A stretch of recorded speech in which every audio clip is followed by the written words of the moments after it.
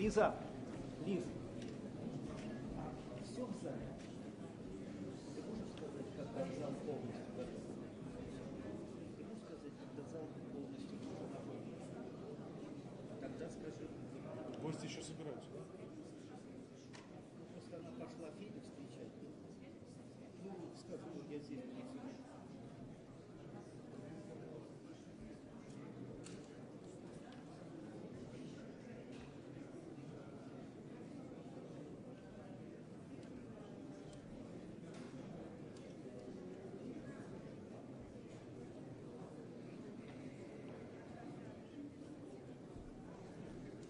Сергеевич, добрый вечер.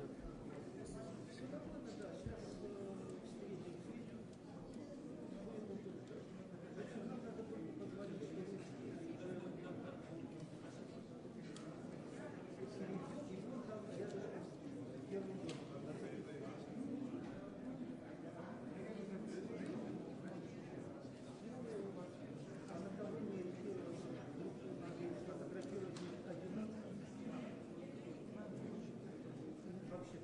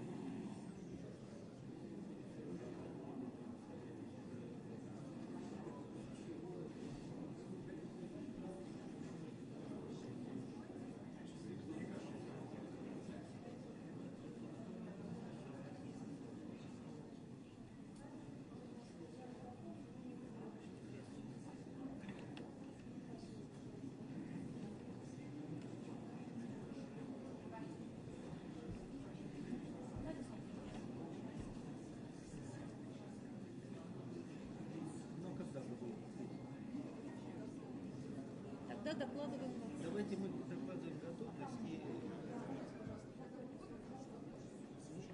Я бы хотел, чтобы вы потихонечку... Да. Еще раз будут эти возможности пообщаться.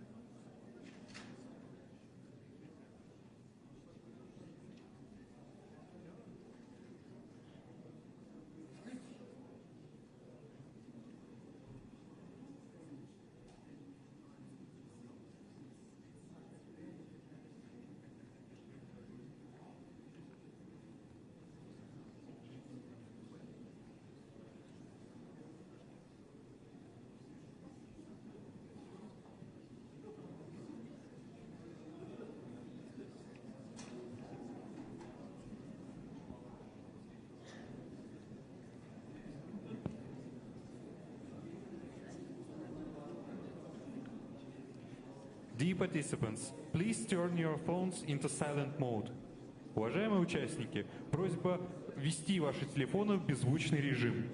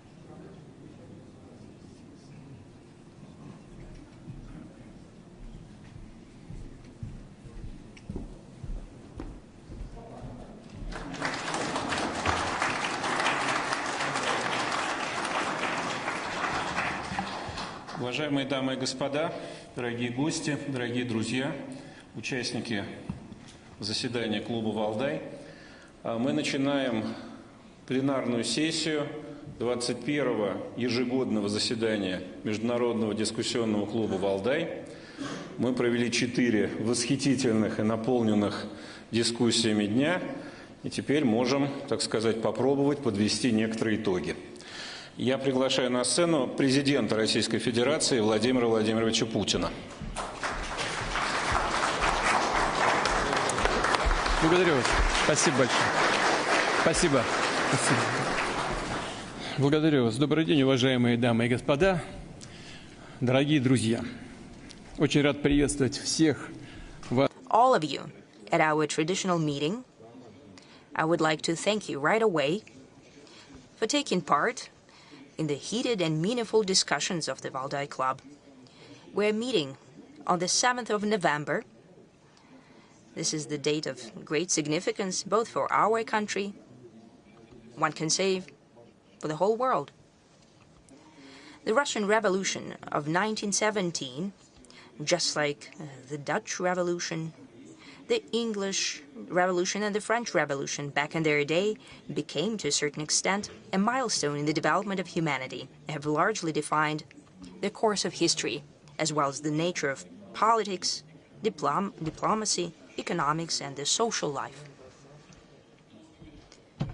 We were also destined to live in the times of drastic, essentially revolutionary changes, and not only to make sense, but also to take part directly in the most complex processes of the first quarter of the 21st century. The Valdai Club is almost the same age as our century, and it celebrated already 20 years. Quite often, people say that the time flew by and no one noticed, but that's not the case here. These 2 decades were not just full of crucial and quite often dramatic events of truly historical scale. Before our eyes, a completely novel world order is taking shape, and it's unlike everything that we know from the past. For example, Westphalian system or Yalta system. New powers are emerging. The nations understand more clearly their interests, their self-worth, uniqueness, and identity. They're ever more insistent in achieving their goals of development and justice. At the same time, societies are coming across a greater number of new challenges, from breathtaking technological breakthroughs to devastating natural catastrophes, from outrageous social inequity to massive waves of migration and most acute economic crises. Experts are talking about the threats of new regional conflicts and global epidemics, about complex and ambiguous ethical aspects of interaction between the human and the artificial intelligence, on the way traditions and progress combine with each other. Some of these issues we used to forecast during our meetings and discussed in detail in the Valdai Club. And some of the issues, well, we have intuitive presentiments about them, hoping for the best, but not ruling out the worst-case scenario. Some things became a complete surprise for everyone because the current world is so unpredictable and dynamically changing. If we take a look back 20 years ago and look at the scale of changes and project the scale in the future, we can assume that the next 20 years will be more, no less, but rather more complex. But how much more will depend naturally on a number of factors. And in order to analyze them and try to forecast something, I believe that's the reason why you gather here at the Valdai Club. To a certain extent, the moment of truth is coming. The previous world order is irreversibly becoming a thing of the past. One could say has become a thing of the past, and the shaping of the new world order is become the scene of uncompromising fight. Uncompromising, first and foremost, for the reason that it's not even the battle for power or geopolitical influence. It's a clash of the very principles That would be the foundation between the relation, for the relation of the countries at the next historical stage. And its outcome will define whether all of us jointly can build a world that would allow everyone to develop and to solve the outstanding contradictions based on mutual respect of cultures and civilization without coercion and use of force. In the end, can the human society remain a society with its ethical and humanistic principles? Will a human remain a human? It seems that there is no alternative to it. But just at the first glance, unfortunately, there is an alternative to this. That is the descent of humankind into the abyss of aggressive anarchy, internal and external schisms, loss of traditional values, new forms of tyranny, essential abandonment of classic principles of democracy, basic rights and freedoms. More and more often, democracy is interpreted as the power, as the rule not of majority but of minority. They even contrast the traditional democracy and rule of people with a certain abstract freedom, and for that sake, democratic procedures, elections, majority, and the freedom of speech and media objectivity can be sacrificed. The threat is the imposal and becoming of ideologies, totalitarian in their essence, a norm. And that's what we see in the Western liberalism that has degenerated into, I believe, in extreme intolerance and aggression towards any alternative, towards any sovereign and independent thought. And today, it justifies neo-Nazism, terrorism, racism, and even mass genocide of civilian population. In the end, that's international conflicts and clashes that might bring about mutual destruction, because the weapons capable of doing that already exists, and it's constantly being improved. It acquires new forms as the technologies develop, and the club of the countries that possess such weapons is becoming wider, and no one can guarantee that in case of avalanche-like increase in threats and final deterioration of legal and moral norms, it would not be used. I have already said that we've come to a dangerous line, and calls of the West to deliver strategic defeat to Russia, a country with the largest arsenal of nuclear weapons, shows extreme adventurism of the Western politicians, at least some of them. Such blind faith in their own impunity and exceptionalism might turn to a global tragedy. At the same time, the previous hegemons used to ruling the world back from colonial times learn, and more often to their surprise, that no one is listening to them. The attempts to maintain the power slipping away through force only leads to overall instability and great tensions, to casualties and destruction, but the result that they're trying to achieve to maintain their absolute power, such attempts do not ensure success, because the course of history cannot be stopped. Instead of becoming aware of futility of their strive, the objective nature of changes, some of the Western elites are prepared to do everything not to allow for emergence of new international system in line with the interests of the world majority. The policy of the US and their allies in the past years is more and more prominent through the principle, if I can't have it, no one will. If you're not with us, you're against us. Well, this formula is very dangerous, because here and in many countries of the world, there is such a saying that you reap what you sow. The chaos and systemic crisis is already in full swing in those countries that are trying to conduct such a policy. The claims to being exceptional, to being liberal and globalist messiahs, to ideological and military and political monopoly, are depleting those countries more and more that are trying to conduct this policy and pushing the world towards deterioration. It comes in direct contradiction with the true interests of the nations of the US and European countries. I'm sure that sooner or later the West will understand that, because the foundation of its former great achievements was always the pragmatic and sober approach, based on very harsh and at times cynical but rational evaluation of what's happening in their own capacities. And here I'd like to highlight once again, unlike our opponents, Russia does not perceive the Western civilization as an enemy. It does not raise the question, us or them. Who's not with us, he's against us. We never say that. We don't want to pontificate to anyone. We don't want to impose our worldview on anyone. Our position is an open one, and it's the following. The West has accumulated indeed tremendous human, intellectual, cultural, and material resources, thanks to which it can successfully develop, remaining one of the crucial elements of the world system. But it is precisely one of, together with other actively developing countries and states and groups of countries, the notion of hegemony in the new international sphere is off the table.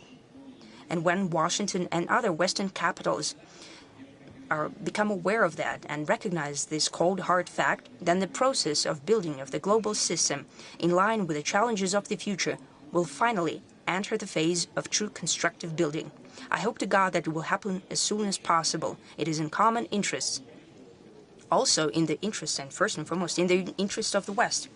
As of now, everyone who is interested in the creation of a just and viable world have to spend too much effort on overcoming the destructive actions of the West,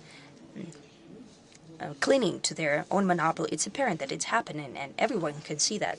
In the West, in the East, in the South, and everywhere. They're trying to keep their power and monopoly. These are apparent things. These efforts could have been directed with much greater use and result to solving common problems that indeed concern everyone. Demographic problems, social inequality, climate change, food security, healthcare, new technologies. That's what we could think about it. What we all truly need to work on. Today I will allow myself several philosophical asides, since this is a discussion club. Then I hope that will follow in the vein of the discussions that were happening here before. I have already said that the world is changing drastically and irreversibly. It is unlike the previous version of world order. Due to the combination of parallel coexistence of two seemingly mutually exclusive phenomena, a fast, rapidly growing conflict potential and fragmentation of political, economic, and legal field on the one hand, and the maintaining close interconnectedness of the whole world space, on the other hand, it can be perceived as counterintuitive because we're used to the fact that such trends usually follow one another and substitute one another. Century after century, the times of conflict and breaking off ties are replaced by more beneficial periods of cooperation. That is the dynamic of development of history. It seems that it doesn't work today. But let's start to maybe have a bit of a discussion about it. Most acute and principled, emotionally charged conflicts naturally significantly complicate the global development but did not put an end to it. Instead of chains of cooperation destroyed by political means and even military means, appear another, more complex, sometimes less linear, but they maintain economic and social ties. We have seen that in the previous years. Quite recently, the so-called collective West made an unprecedented attempt to banish Russia from the global system of economic and political system. The number of sanctions and punitive measures against our country is unprecedented in history. Our opponents assumed that they would deliver to Russia a devastating blow and knockout, something that it would not bounce back from. It would stop being one of key elements of international system.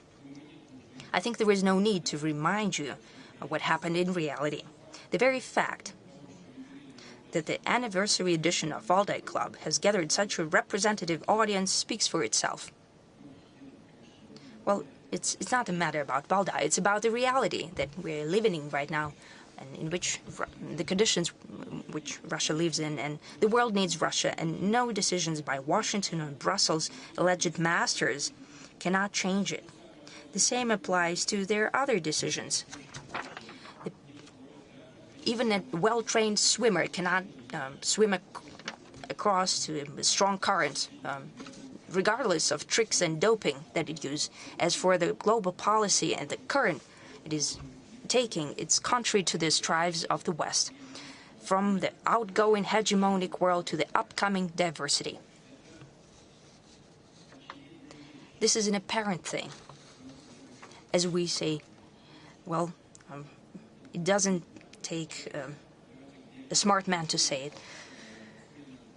Let's go back to the dialectics of history and change of era of conflict and cooperation. Is indeed the world such that this theory it does not work in practice? Let's take a look at what's happening today at a different angle. What is the essence of the conflict and who's taking part in it? Since the mid-past century, when through joint effort and a tremendous price, it was possible to overcome Nazis and the most nefarious and aggressive ideology that was the fruit of most acute contradictions of the first half of the 20th century. The humanity was faced with a task to avoid the repetition of such phenomenon and the world wars. Despite all zigzags and local skirmishes, the overall direction was defined back then. That is, the radical rejection of all forms of racism, dismantling of the classical colonial system, and expansion of the number of fully fledged members of international politics. The demand for openness and democratization of the international system, it was apparent. The fast development of different countries and regions, emergence of new technological and socio-economic approaches aimed at expansion of capacity for development and improved life standards. Naturally, just like any historic process, that led to emergence of a clash of interest, but overall strive towards harmonization of development of all aspects of this phenomenon was readily apparent. Our country, back in the day it was the Soviet Union, made a tremendous contribution to the strengthening of this trend. The USSR was helping the states liberated from colonial or neo-colonial dependence, be that Africa, Southeast Asia, Middle East or Latin America. And I'd like to remind you separately that it was the Soviet Union that in the mid-80s of the past century advocated for the end of ideological confrontation and overcoming the heritage of the Cold War, the end of the Cold War per se, and later overcoming its heritage of those barriers that stood in the way of the unity of the world and its comprehensive development. Yes, we have a complex attitude to that period, considering what it has come to, the policy of the then political leadership of the country. We still have to manage some of the tragic consequences of those times, but the very sentiment, I'd like to highlight the sentiment, though possibly too idealistic, coming from our leadership and our nation, at times naive, as we can see today, without doubt was dictated by the genuine desire for peace and comprehensive benefit.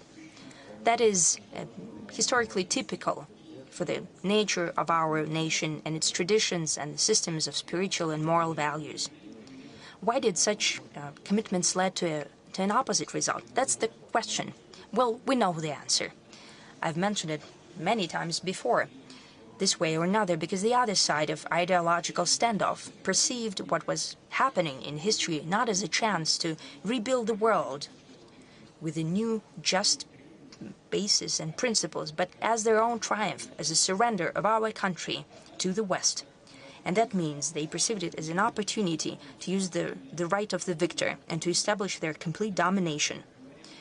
I spoke about it at times. I will just give you an aside without giving the names. But at the end of the 90s,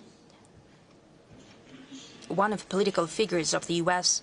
said back at the time, now we'll treat Russia not as a defeated opponent, but as a blunt instrument in our hands. That was their idea, their notion. They didn't have the width of vision or overall manners. They didn't understand what was happening. They didn't understand Russia. The way the West falsely and to their own benefit interpreted what it believed to be the outcome of the Cold War, the way it started to retailor the world for itself, its brazen and unchecked geopolitical greed. These are the true reasons for conflicts of our historical era, starting with the tragedy of Yugoslavia, Iraq, Libya, today of Ukraine and the Middle East. The Western some of the Western elites believed that the monopoly that emerged, their monopoly, the moment of unipolarity in ideological, economic, political, and even, to a certain extent, military and strategic sense, is the actual point of destination, the end of it. Stop for a moment, and it is beautiful. As they conceitedly said back then, it was the end of history. It is unnecessary to explain in this audience how myopic and false this notion was. The history did not come to an end. On the contrary, it entered a new phase. It's not about the fact that some nefarious enemies, competitors, saboteurs stood in the way of the West in establishing their system of global power. Let's speak frankly. After the USSR disappeared and the model of Soviet socialist alternative disappeared as well, many in the world first believed that the monopoly system is here to stay, almost forever. And they just need to adjust to it. But it started to crumble on its own under the weight of ambition and avarice of the Western elites. And when they saw that even within that system that they have tailored to their own needs, after the Second World War, naturally, we have to admit it, the victors created the Yalta system for their own needs, and after the Cold War, the alleged victors in the Cold War started to tailor the world for themselves, adjusting the Yalta system. That's the issue. The system that they created by their own hand is now successfully being used by others. There are now new leaders within that system. Naturally, they started to correct and tweak the system that they have created for their own good, and they started to violate the very rules that they spoke about yesterday. They started to change the rules set by themselves. So what kind of conflict do we see today? I'm convinced that it's not the conflict of everyone against everyone, caused by the violation of certain rules that we have been quite often told about from the West. Not at all. We see the conflict between the overwhelming population of the planet that wants to live and develop in an interconnected world of tremendous number of opportunities, and the global minority concerned by one thing, as I have already said, maintaining their domination. And to that end, it's prepared to destroy the achievements that became the result of long-term development towards a comprehensive global system. But nothing will come of it, as we can see. Nothing doing. At the same time, the West itself is hypocritically trying to convince all of us that what's at stake is everything that humanity achieved after the Second World War. Nothing of the sort. I've just said it. Both Russia and an overwhelming majority of the countries are indeed trying to strengthen the spirit of international progress and strive towards sustainable peace that was the core of development since the mid-past century. At stake is the very different thing, the monopoly of the West that emerged after the dismantling of the Soviet Union, that was acquired for a time during the end of the 20th century. Yet again, I like to highlight, and everyone present here understand that any monopoly, as we know from history, comes to an end sooner or later. There could be no illusions here. A monopoly is a bad thing, even for the monopolists themselves.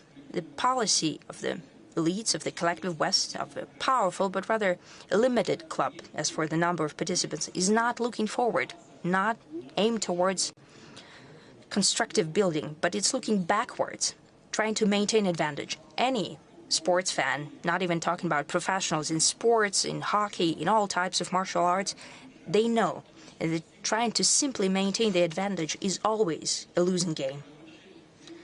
Going back to the dialectics of history, we can say that parallel existence of conflict potential and the strive towards harmony is naturally unsustainable. The contradiction of the era sooner or later will come to a head through synthesis and a transition to inequality. When we enter this new phase of development and building of new global architecture, it's important for all of us not to repeat the mistakes of the end of the past century. As I have said before, back then, West tried to impose on everyone there, I think, a deeply amoral model of exiting the Cold War, wrought with new conflicts. The emerging multipolar world, there should be countries and nations that feel that they've lost. No one should feel discriminated against and humiliated. Only with that we can ensure a truly long-term conditions for comprehensive, just, and safe development. The strive towards cooperation and interaction is now, without doubt, gaining the upper hand, overcoming most acute situations. We can boldly say that it is indeed the international mainstream and the course of events.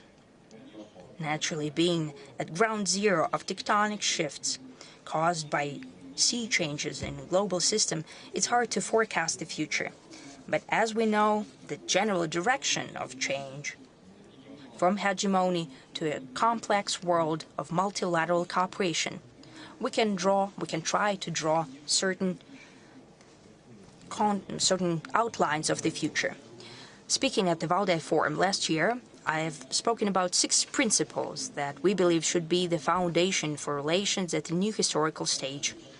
The events and the time that has passed since then, I believe, only confirmed that the proposed notions were both justified and well-founded. I will try to build on them. Number 1, openness towards cooperation is a crucial value for an overwhelming majority of countries and nations. Attempts to build artificial barriers are vicious not only through the fact that they stand in the way of normal and beneficial economic development for everyone. Disconnection of ties is especially dangerous during natural disasters and social and political shocks, which is unfortunately the way of life. The situations are unacceptable, like the situation that happened after the catastrophic earthquake in Asia Minor. For purely political reasons, aid was blocked towards the nation of Syria. Some of its regions were tremendously affected by the natural phenomenon. And such examples when egotistical and myopic interests stand in the way of overall prosperity are not unique. Very free environment that I spoke about last year is key not only to economic prosperity, but also to satisfying acute humanitarian needs. And amid new challenges, and among them are the consequences of rapid growth of technologies, it's imperative that humanity pools their intellectual efforts together. It's telling that today openness is currently mostly being opposed by those who just recently, yesterday, as it were, used to call themselves its greatest champions. Today, the very same forces and people are trying to instrumentalize restrictions to exert pressure on those who think differently. But this is not going to work due to the very same reason. An overwhelming world majority favors openness without any politicization. Second, we've always spoken about world diversity as a sine qua non to ensure its stability. It might seem like a paradox. For the more mixed the world is, the more complicated it is to build a single framework. And of course, universal norms should be of help. Could they help that? There's no denying it. It is a difficult task. But first, it shouldn't come to a point when a model of a single country or a relatively small part of humanity is taken as something universal and imposed on all the rest. Secondly, no conventional, albeit quite democratically developed code cannot be perceived and prescribed as a directive and irrefutable truth once and for all, because the international community is a living organism whose worth and uniqueness consist in its civilizational diversity, whereas the international law is an outcome of agreements among peoples rather than countries, because legal consciousness is an indispensable and unique part of each culture and each civilization. The crisis of the international law that has been spoken about, in a sense, is growing pains, because the fact that peoples and cultures that, due to different reasons in the past, used to be left in the political sidelines are currently in the ascendant.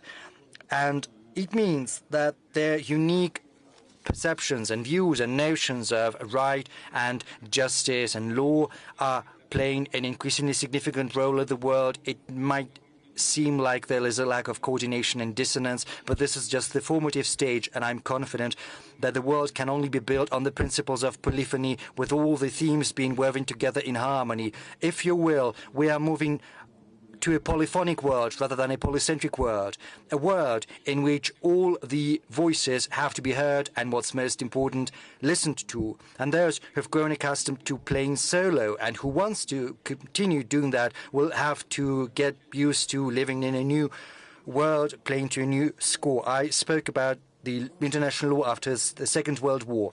The international law is based upon the UN Charter, which was written after the Second World War, but the world is changing. New poles of growth are emerging, powerful economies are growing, getting to the foreground. And of course, international law has to change, but it has to be very cautiously done. Third, we've spoken on multiple occasions that a new world can only develop successfully based on the principle of representation, maximum representation, and the last 2 decades have clearly demonstrated the consequences of usurpation or attempts at appropriating the rights to speak and act on behalf of others. Those who are conventionally dubbed the great powers have grown accustomed to thinking that they have the right to determine the interests of others. Basically, growing used to dictating the national interests of other nations based on their own. This is an undermining of the principles of democracy and fairness, and what's worse, it prevents us from genuinely addressing urgent challenges. The incipient world is not going to be simple, owing primarily due to diversity, and the more fully-fledged, the greater the number of fully-fledged participants, the more difficult it's going to be to find the best option everyone is happy with. But once it's been found, it's going to make the world more sustainable and durable, and it'll help us get rid of petty tyranny and knee-jerk political zigzagging, and it'll also render political processes more thoughtful and rational based on the principle of reasonable sufficiency.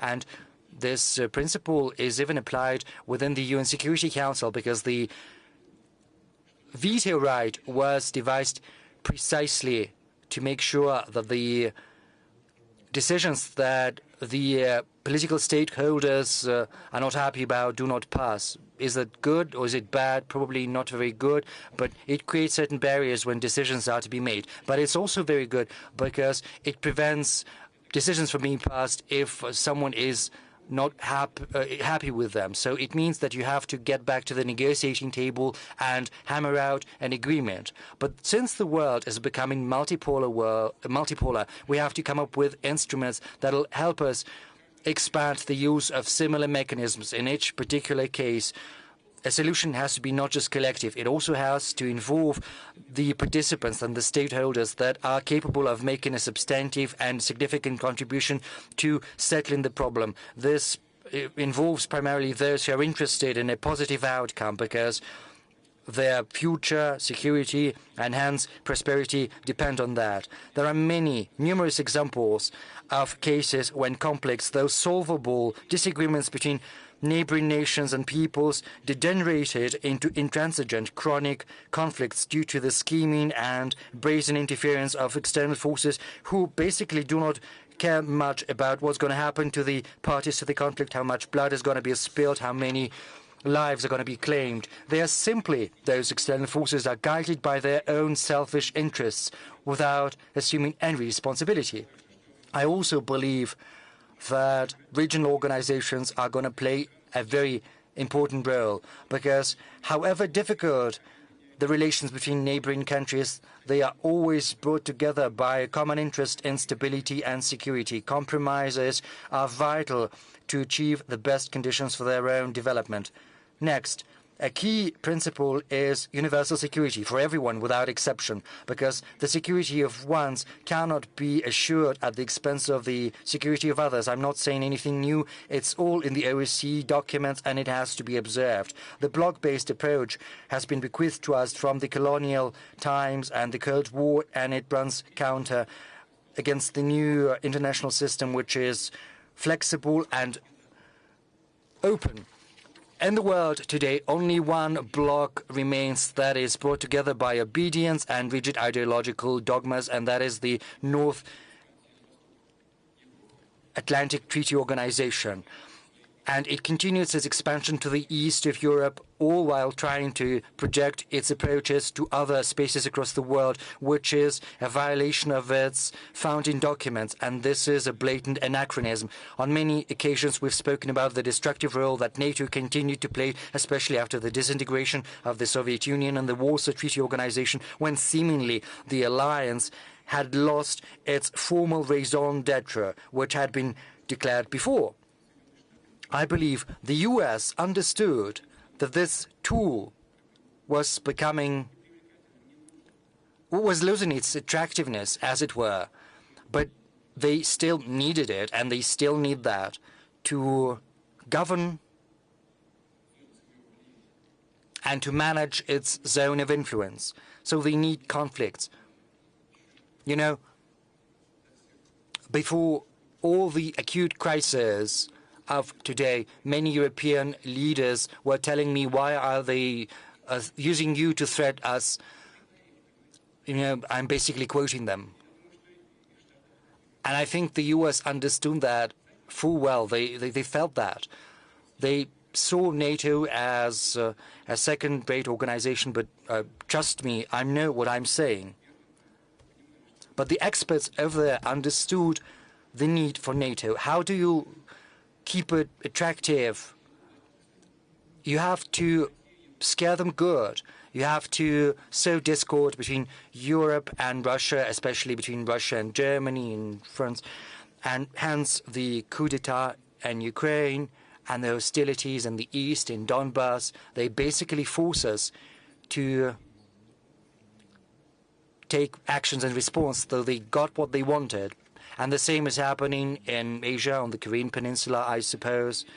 In practice, we see that the world minority is trying to preserve and reinforce its military bloc, thereby trying to preserve its power. But even within this bloc itself, there is a noticeable understanding that the strict diktat of the big brother in no ways does nothing to facilitate addressing the tasks at hand.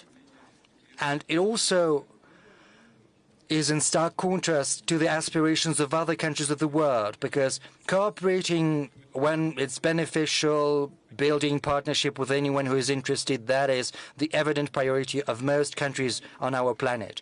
It's evident that military, political, and ideological blocs are yet another type of hurdles built in the way of the natural development of the nascent international system. I would also like to point out that the very notion of a zero-sum game, when only one party stands to win, whereas everyone else stands to lose, has been born out of the Western political thought.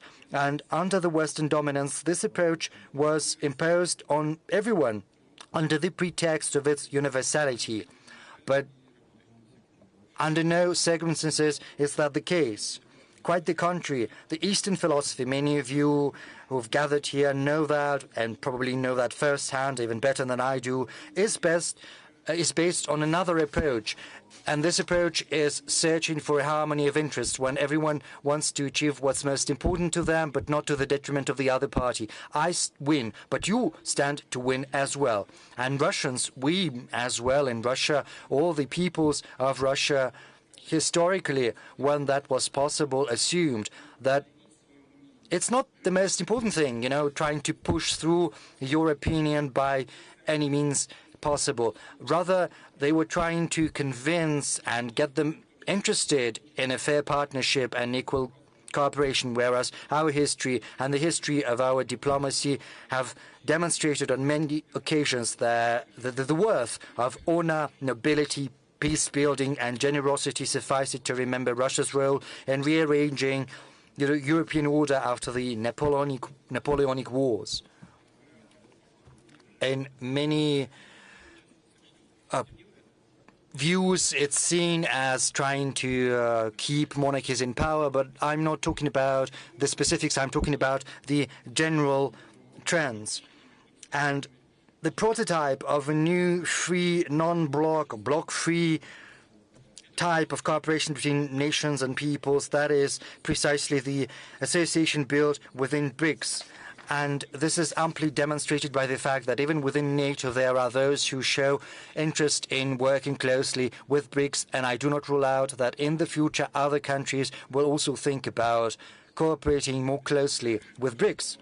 And this year our country held chairmanship in BRICS, and as you're aware, we've just recently held the summit in Kazan. I won't hide it, coming up with a coordinated approach among the countries whose interests diverge in many points is a tall order. Diplomats and other statespeople had to spare no effort and show a lot of tact, demonstrate the capacity to listen to one another to obtain the requisite result.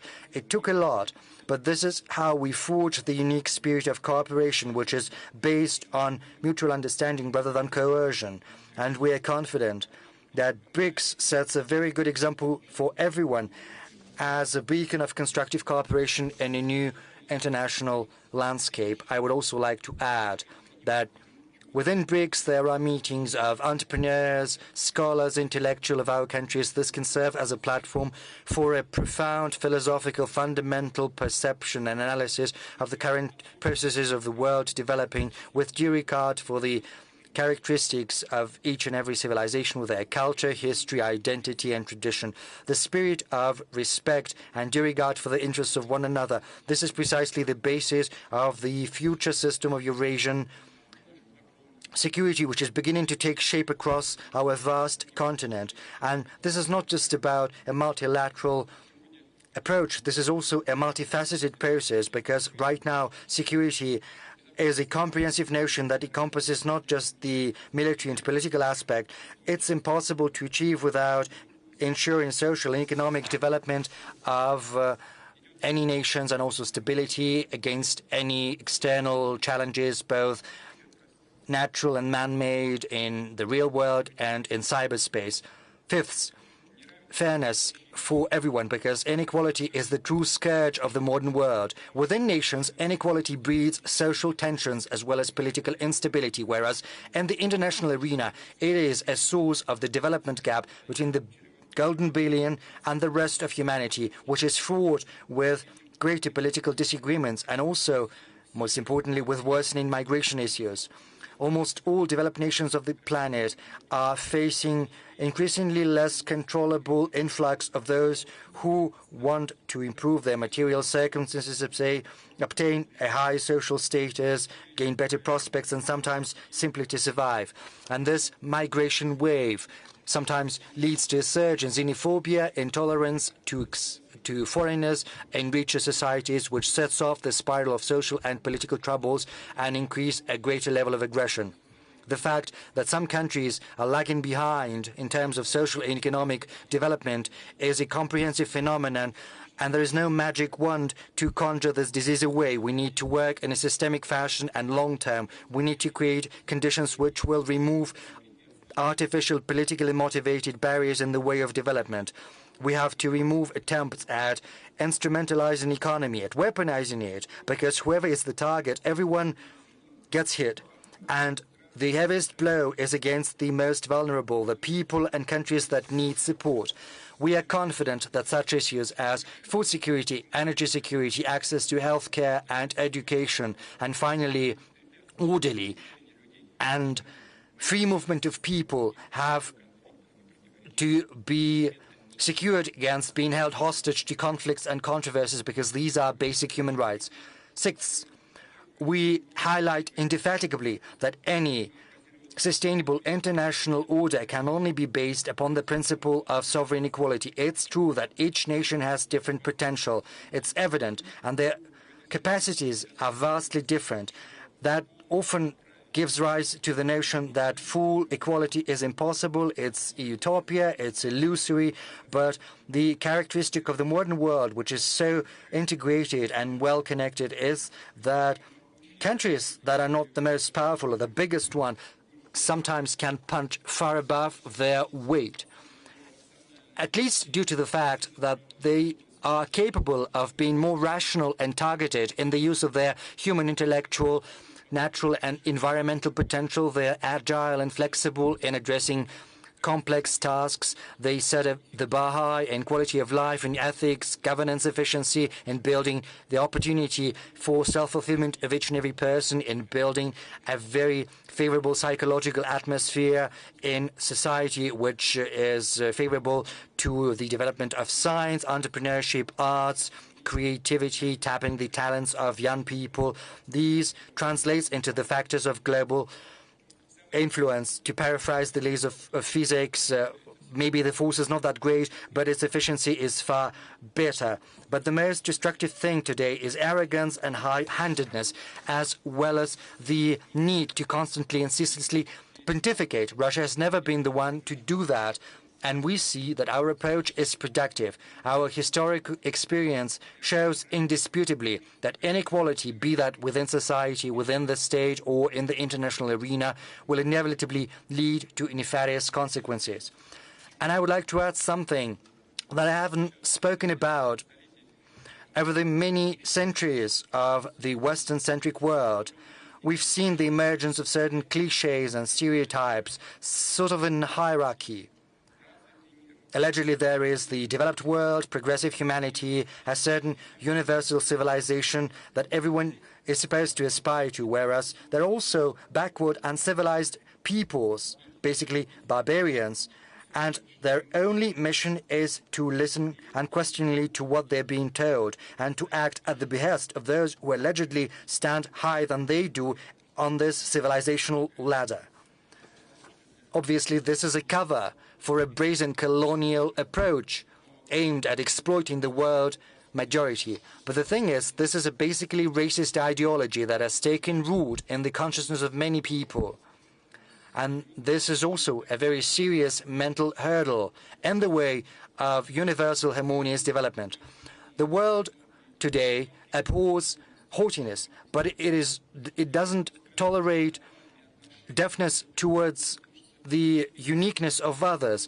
In order to build normal relations, you've got to listen to your interlocutor. You have to understand their logic and cultural background rather than trying to project on them what you think about them, your own notions. Otherwise, your communication is going to be a dialogue of the deaf, labeling and also exchange of stereotypes. You know, we know about unique cultures of different nations. On the surface, everything looks decent, you know, music, the folklore. They've been elevated, but essentially the economic and security policy remains the same. Neo-colonial in its essence. Just look at how it works, because the Western economies are blocking everything, trying to pursue their own interests. I refer to the WTO example. They're trying to preserve their dominance for decades and centuries. We have to remember that everyone is equal in that everyone is entitled to their vision. No better or no worse than other visions, it's just theirs. And this is the basis for mutual understanding of our interests, as well as respect, empathy, ability to commiserate, to listen to the arguments and points of views of others, and not just to listen, but also to build your policies based on that. Because listening to others does not imply simply agreeing with everything and accepting everything. This is about recognizing the right of your interlocutor to have their own worldview. This is basically the first step in the quest for a harmony in your worldviews, because we have to learn to see diversity and differences as something precious and a source of opportunities rather than conflicts. And this is also about the dialectics of history. We understand, you and eye that the era of drastic transformations will lead to inevitable clashes of interests and shocks. Everyone is going to get to readjust to one another, and probably this interconnectedness of the world, rather than assuage differences, will exacerbate them, making them more jumbled, and the quest for a solution more difficult. Because over the many centuries of its history, humanity has grown accustomed to viewing the use of force as the last resort for resolving differences. Whoever is more powerful is right. Yes, sometimes this principle does work, and it does happen, and a lot. Countries are forced to fend for their interests with up in arms, using all means at their disposal. But the world of today is becoming increasingly complex. And sometimes using force to address one problem will breed another problem, and other problems which are going to be even more grave. And we understand that our country has never been the one to initiate the use of force. We only are forced to do that when it becomes clear that our opponent is acting aggressively and is not willing to listen to any type of argument. And whenever necessary, we will take any measure we need to and have to do to protect Russia and our citizens, and we will always achieve our goals. The world is absolutely non-linear and inherently heterogeneous. We've always understood that. You know, I was not going to take the trip down memory lane, but I remember very well back in 1999 when I stood at the helm of the government and then I went on to become the head of state. You know, there was something we were facing back then. I think the Russian citizens and the experts who are present here remember that very well as well. We remember the forces behind the terrorists in the Northern Caucasus. We know where from and in what size they were getting money and weapons, moral, political, and ideological support. You know, sometimes it's laughable, but also very sad to remember those developments because, you know, Al-Qaeda, it's bad, but when it's fighting against you, then it's all right. And all of that breeds conflict. Back then, we fixed a goal for ourselves to use all the time we have to spare no effort to preserve our country.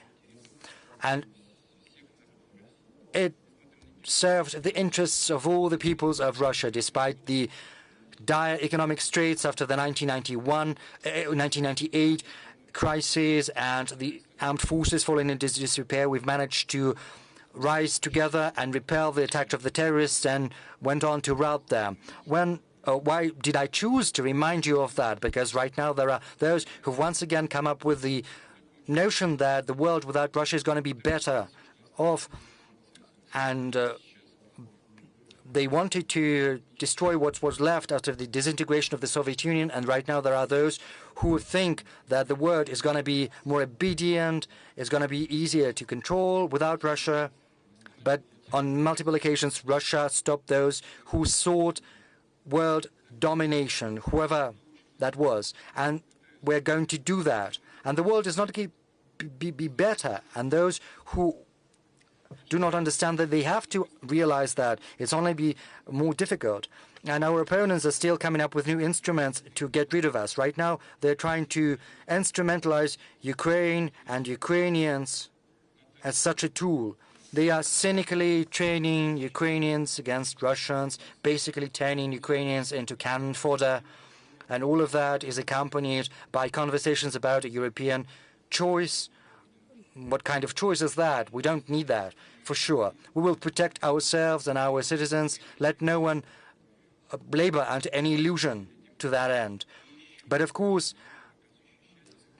this is not the end of Russia's world role, dramatic as it may sound, but Russia's very existence is the guarantee that the world is going to preserve its diverse colors, stability, and complexity. This is also a safeguard of successful development, and this is not me who is saying that, because our friends from across the world are telling me that. I'm simply repeating them. I would like to reiterate that we're not trying to impose anything on anyone. We're not going to do that. We don't need that. We are guided by our values, interests, and notions of what is right that have deep roots in our identity, history, and culture. And we're certainly always open to a constructive dialogue with everyone, because whoever has respect for their own culture and tradition will certainly have the same type of respect for other cultures and traditions, whereas those who are trying to make others behave in an improper manner will inevitably trample their own roots, their civilization and culture. And to a certain extent, this is what we're witnessing today. Today, Russia is fighting for its freedom, for its sovereignty and rights. Without exaggeration, I'm saying that because during the previous decades, on the surface, everything looked so decent because, you know, G7 was turned into G8. Thank you. We were invited. But you know what was truly happening? Because I saw that firsthand. Say, you come to the G8, and it becomes clear from the outset that before the G8, the G7 had a separate meeting, and they had some separate conversations, and they had discussed Russia, and then they invite Russia to talk with them. You look at all of this with a smile. That is how I looked at it. But in practice, you know, it is a great picture, a great image, the hugs and, you know, patting on the shoulder. But in practice, they are continuing to move forward on the offensive. You know, the most flagrant example is the expansion of NATO to the east. They had promised they were not going to do that, but it was happening, and the same was happening in the Caucasus, and also it was happening with regard to the ABM system. So on any key issue, they didn't care one bit about our opinion. We saw this creeping intervention, which, without any exaggeration, was aimed at demeaning our country and, at best, at destroying our country from within and from outside. You see what they did to Ukraine. They intervened basically with their bases. In 2008, the Bucharest decision was made to open the doors to Georgia and Ukraine. Where did that come from?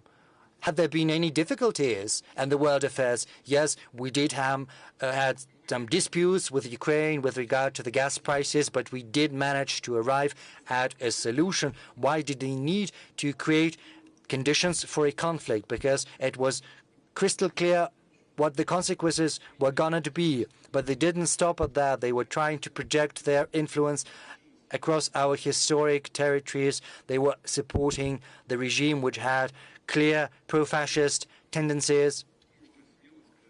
So it wouldn't be an exaggeration to say that and to repeat that. We are not simply fighting for our own freedom and our sovereignty and our rights. We are also fighting for universal rights and freedoms.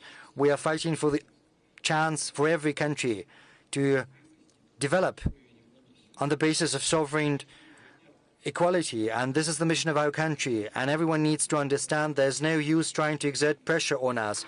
But as for coming to an agreement with due regard for the mutual legitimate interests of one another, this is something we've always been ready for, and this is what we've been asking all participants of the international community to do. And if that happens, then the future participants of the Valdai Club, which are still school children, students, PhD candidates, young scholars and novice experts, in 20 years or so, on the eve of the centenary of the UN, will probably talk about something more optimistic and life-reassuring than the subjects we have to broach today. Thank you very much for your attention.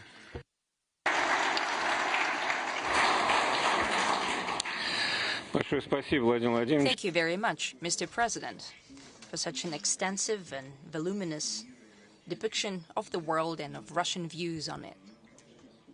Naturally, we are very happy to say that last time you presented your main principles here as well, and today you've built on them. I think it's becoming some kind of a doctrine Valdai does not lay claim to being called in the name of the doctrine, but we're happy that it's been born here.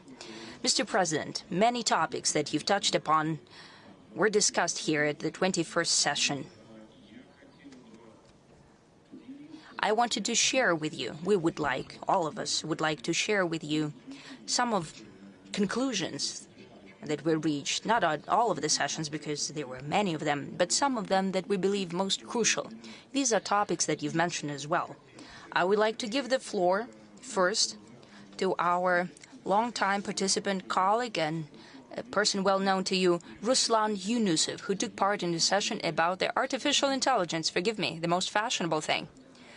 Good evening, Mr. President. Indeed, we have discussed what you've touched upon in your today's speech, the topic of artificial intelligence. We had a separate session. It was called Artificial Intelligence, a revolution or a fad. But before I will highlight our conclusions, I'd like to say that 2 Nobel Prizes were given for the developments in the artificial intelligence sphere, physics and chemistry, simultaneously. It was unprecedented. Does it highlight that there is a revolution going on in artificial intelligence? Most likely it's a yes, because Nobel Committee quest often follows a fashion in their decisions. But moving on to the topics of our discussion here at the Valdai Club, I'd like to highlight several aspects that we have discussed. We've kicked it off with an issue that troubles many. Will the artificial intelligence substitute a human or not, especially in the spheres where one needs creativity, for example, science and art? What do we see in science today? Is indeed the artificial intelligence part of the process? Yes, many achievements have been reached due to artificial intelligence. Still, we see that there is no substitution of human in the scientific process. More likely, the progress is speeding up, but the well-qualified young people are much more needed than before, so we don't see a risk there. We have also discussed economics through the prism of artificial intelligence. During the COVID times in 2020, we believe that the exit out of the global recessions will be done mainly through such drivers, artificial intelligence. Did the forecast come to life? Yes, indeed, AI is being introduced in many sectors of economy. But if we take a look at the figures, we will see that those very optimistic expectations did not come true. It was more of a more conservative scenario. Moreover, the expectations continue today, and we see there are certain investment bubbles, and that might portend future negative trends. Though the technology of artificial intelligence itself seems that will develop further and will become a basis for economy. We've also discussed security. Today, we have to say that terrorist organizations are using the AI during recruitment of new members or in wider propaganda sense. Fake news videos are today a standard tool for such groups. On the other hand, AI is used as well as to counter extremism and terrorism. The AI might find such extremist elements in society. And those who have doubts, for example, may be also convinced by AI, so they don't radicalize themselves. When we were looking to balance, are there more pluses than minuses? It seems that there are more positive things in terms of security and AI, and we hope that this balance will be leaning towards the positive. Naturally, here at the Valdai, we cannot help but discuss the political aspects of AI. And we saw some research where the researchers used the main generative models of AI, and they used it for testing for political views. And it seems that AI is not neutral politically. It's not politically neutral. It has tremendous bias towards left liberalism. It has largely to do with the views of their creators. And in the past few years, we see that the learning of AI is being done through synthetic data rather than real-life data, and that also makes the views of such models more radical. In the coming next years will receive the first university alumni that have used AI during their studies. Before, we're looking at different theses, and the students were looking at primary sources, they analyzed them and presented it. Now you can use the AI for it. It is clear that the quality of learning is decreasing, but much more nefarious is this an indirect impact of AI, which shapes their worldview and incepts them with ideology, which is now being shaped in Russia, from over the ocean and abroad. As a conclusion, we see that we need to strengthen control and regulation of the AI. At the same time, if we follow the prohibitive measures, I don't think that will give the necessary result. We'd rather need to support the domestic technologies of AI. Good thing that we have tremendous achievements in there, and we need to motivate this progress further. I think that will be the basis for technological sovereignty in this sphere. We'd like to highlight that Russia is one of 3 countries in the world which have the full stack of IT technologies. Indeed, that is the basis for sovereignty. And as a wrap-up for my presentation, I can say that our foreign guests noted that some countries already have limitations in place or even full bans on the use of AI. For us, for Russia, it's more of an opportunity. We can prove ourselves as a technological leader and export such technologies of the artificial intelligence to our partner countries. Thank you so much. Ну, если позволите, я 2 слова If you allow, I'll give my 2 cents in return. First and foremost, indeed, the AI is one of the crucial tools for development. One of our priorities, first and foremost in economy, but in other spheres as well, in the use of big data. That is the development of the artificial intelligence. Considering that we have a great deficit of labor force, 2.4% is our unemployment rate. That means it's basically a deficit of labor, and we see that such issues in the economic sphere can be done through the development of breakthrough technologies. For example, the use of artificial intelligence. One of the mainstream dimensions here. Are there more positive things or negative things? What about nuclear energy? Is it more beneficial or no? The use of peace atom in agriculture, in healthcare, in transportation. It plays a tremendous role, and it would only increase, I'm sure of it, especially considering the climate change and the issues presented by it. Still, we have nuclear weapons. On the other hand, it creates great risks for humanity. The same applies to the artificial intelligence. It's a matter of regulation and the way the people use it.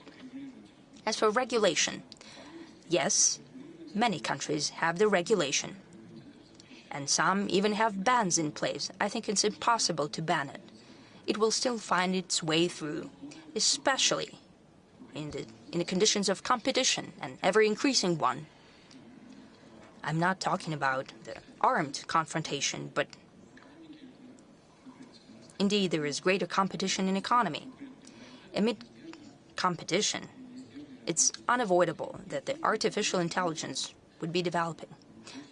And here we could be one of the leaders. I mean, certain advantages that we have in place. As for sovereignty, a crucial element. Yes, these platforms are usually trained abroad, and they shape the worldview. Indeed, it is so. And we have to be aware of it. And we need to develop our own sovereign artificial intelligence. We need to make use of everything that's out there. But we need to develop our own competitions. We have Sberbank and Yandex that are working actively on it, and they're quite successful. Naturally, we'll do all of it, without doubt.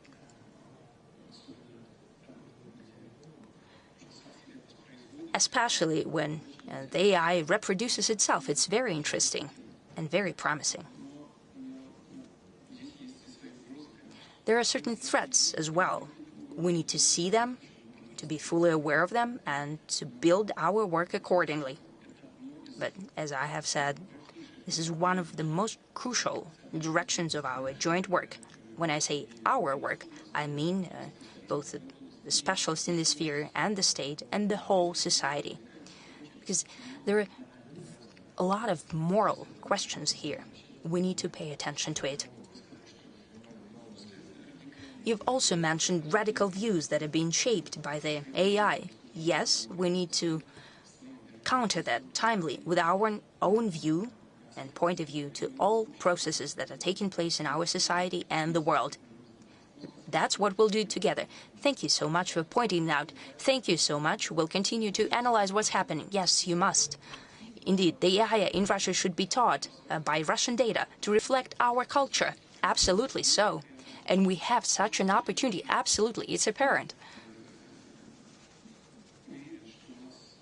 I'm sure that we will succeed and it will bear fruit for us. It will be great support in our development. It will be a great advantage. Thank you. Mr. President, what about sovereign artificial intelligence? When we have it, will be able to present us with a Russian idea for the 21st century? It can only help us solve the issues that we're faced with. It's very important the way we formulate them. Since it operates with big data, well, we have every opportunity, both intellectual and technological. We have a great number of free energy. There is a lot of space for us to work here, and I think that such matters, as you have just raised, philosophical matters, fundamental matters, we need to engage all tools, and it's up to us whether to believe it or not when we receive the result of the quest that we have received with the use of artificial intelligence as well. Thank you. An adjacent topic that we've discussed, where artificial intelligence comes together with information, then there's a lot of happening there, both advantages and disadvantages everywhere. Our Indian colleague, Arvind Gupta, took part in that session. Thank you. Thank you.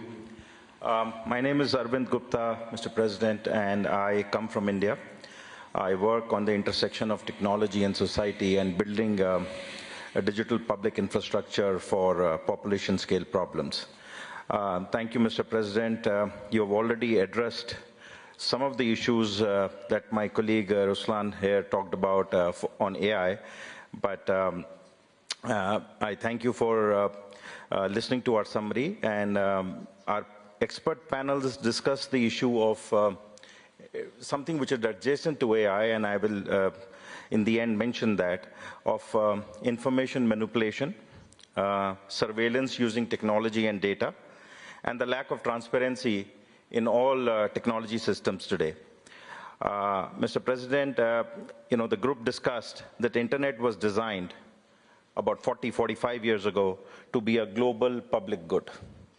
Unfortunately now, like many other things, it's become very unipolar. It's controlled by a few big tech firms with their own ideological leanings. And some of these platforms or big tech firms are not allowed to operate in countries like India, Russia, Indonesia, and many others for their roles in manipulation and surveillance. The second issue we discussed, Mr. President, was the algorithms that, that we discussed previously in the AI session also, really define how we think. The AI is actually becoming a new buzzword today, but the algorithms have been around for a long time, and they really define how we think, how we consume, how we elect our governments. And as all of us have agreed, they have a leaning towards an ideology and definitely are not neutral. So the algorithms themselves are biased. The other thing the group discussed was the whole weaponization of information and data. And that, coupled with the biased technology platforms, are giving certain nation states massive power. And it's influencing national security, democracy, and the public order in general. So, Mr. President, you are aware that this has been the form of Western technology platforms. But India presented an alternate model during its G20 presidency to this Western technology platforms. It's a platform which takes society into account. It's a bottom-up platform built around identity, a universal identity system, a universal payment system. It's actually used by more than 1 billion people and in India, and more than 20 other countries use it. This is to present that how India has created a different vision for technology from the Western vision that exists today. Mr. President, I must commend Russia for succeeding making the Mir platform very successful in Russia in a very, very strong time, and that also shows the power of technological sovereignty that was just mentioned, that it can be done if the desire is there. Mr. President, the issue that you just discussed, I progress with this biasness of technology and technology platforms and the non-neutral nature with what is coming head-on to us, the artificial intelligence era. Given that we let a few big companies control the internet, how do we ensure that that our culture, our society, our national interests are going to be protected in this whole era of artificial intelligence? What kind of guardrails do we need to build from the start to have fair and responsible AI? How do we ensure that, that like-minded states work together for non-weaponization of AI, for non-weaponization of artificial intelligence? And lastly, Mr. President, we would like to hear from you, how do we build trust in the information that we see in news and technology at large? And that was one of the most defining things that the group debated, and look forward to hearing from you. Thank you very much.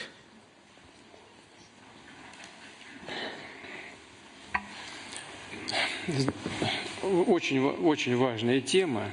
This is a very important subject, and it's related to the previous issue, AI, its development and use, and there are several aspects to this matter. To start with, the use of the internet should certainly be founded upon sovereign algorithms. This is something we have to aspire to. Secondly,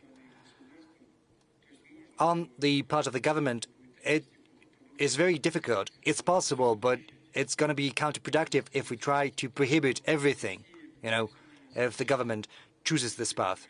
In Russia, the professional community has arrived at an understanding on the rules for doing the business in the internet. And this professional community has assumed several independently developed self-restrictions, trying to prevent any destructive influence upon society, especially on young audiences. And I think this kind of self-regulation is one of the views.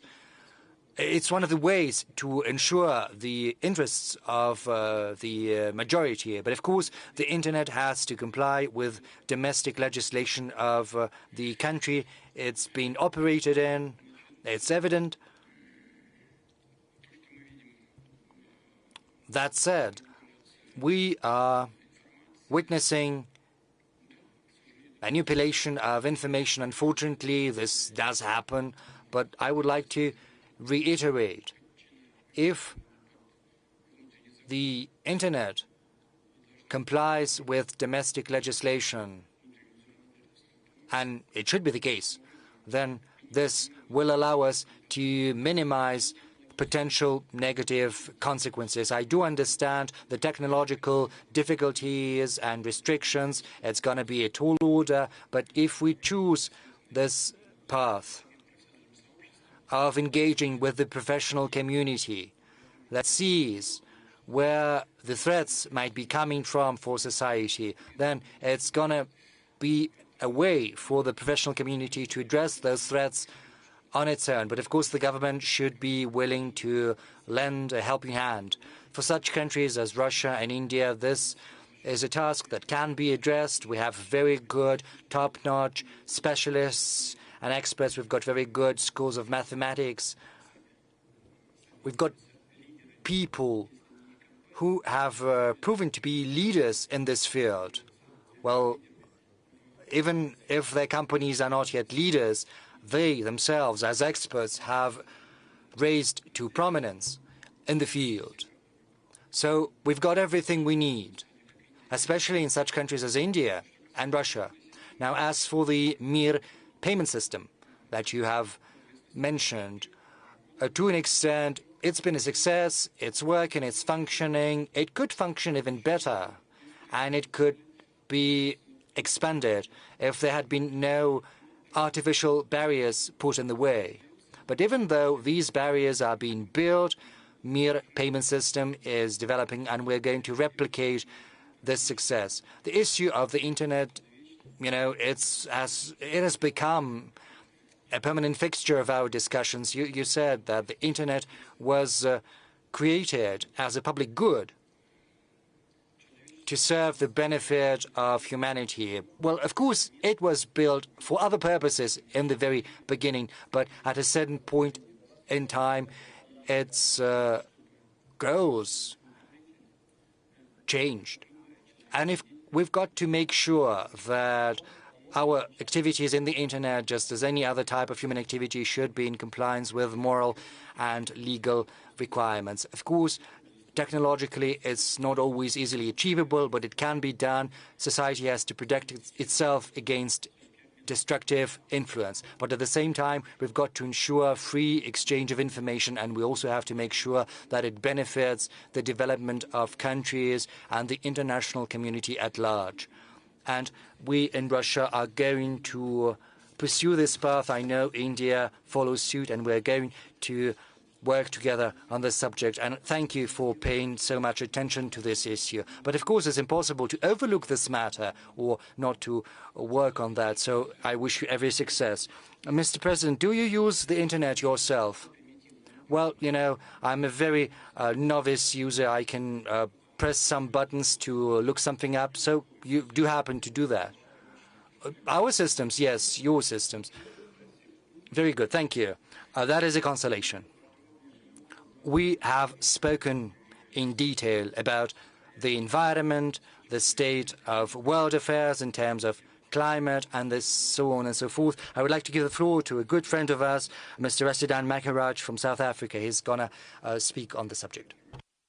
Mr. President, also for updating us that the dialectic of history continues itself. Environmental problems, as you mentioned as well, cannot be solved separately from redressing global inequality problems. The World Meteorological Organization, the international weather body, recently noted that human-caused climate change has resulted in widespread and rapid changes in the atmosphere, ocean, cryosphere, and biosphere. The year 2023 was the warmest on record by a large margin, with widespread extreme weather. This trend continued into the first half of 24 and continues. According to the WMO, the science is clear. We are far off track from achieving vital climate goals. The impacts of climate change and hazardous weather are reversing developmental gains and threatening the well-being of people and planet. Greenhouse gases and global temperature at a record level, and the emissions gap between aspiration and reality remains high. The colonial and imperial phases of globalization largely established the current world systems, and they essentially premised, as mentioned by you in various parts of your update, upon unequal exchanges between the global north, global south, or as we frame it, the global minority and the global majority. Some colleagues, Hickel and Associates working at London School, calculated that the global north extracts raw materials, land, energy, and labor worth approximately $10.8 trillion in 2015. Just that number could have ended extreme poverty 70 times over. Between 1990 until 2015, that 25-year period, the cumulative drain from the global south was approximately $242 trillion. It's abundantly clear. Unequal exchange is a significant driver of global inequality, uneven development, and ecological breakdown.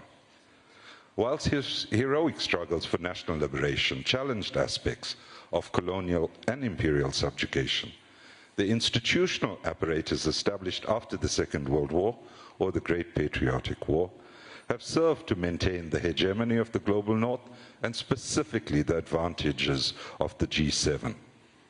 The global COVID-19 pandemic exposed the structural flaws in our international system, while reminding us, as you've mentioned as well, that no one is safe unless we are all safe. Our collective scientific and technological competences, however, generated rapid solutions that helped us save lives. Notwithstanding, we are again witnessing attempts to weaponize intellectual property systems through restrictions on how knowledge is shared and against the transfer of technologies. These must be collectively resisted and condemned.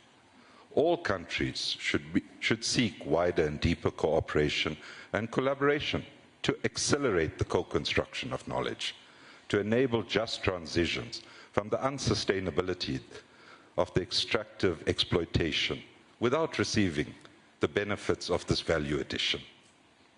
Efforts at reforming international institutions that continue to facilitate the process of unequal exchange, however, generates more and more frustration and despair. Even as acknowledged recently at your successful 16th BRICS summit in Kazan, and this was from the Secretary General of the UN, the current international financial architecture is outdated, ineffective, and unfair.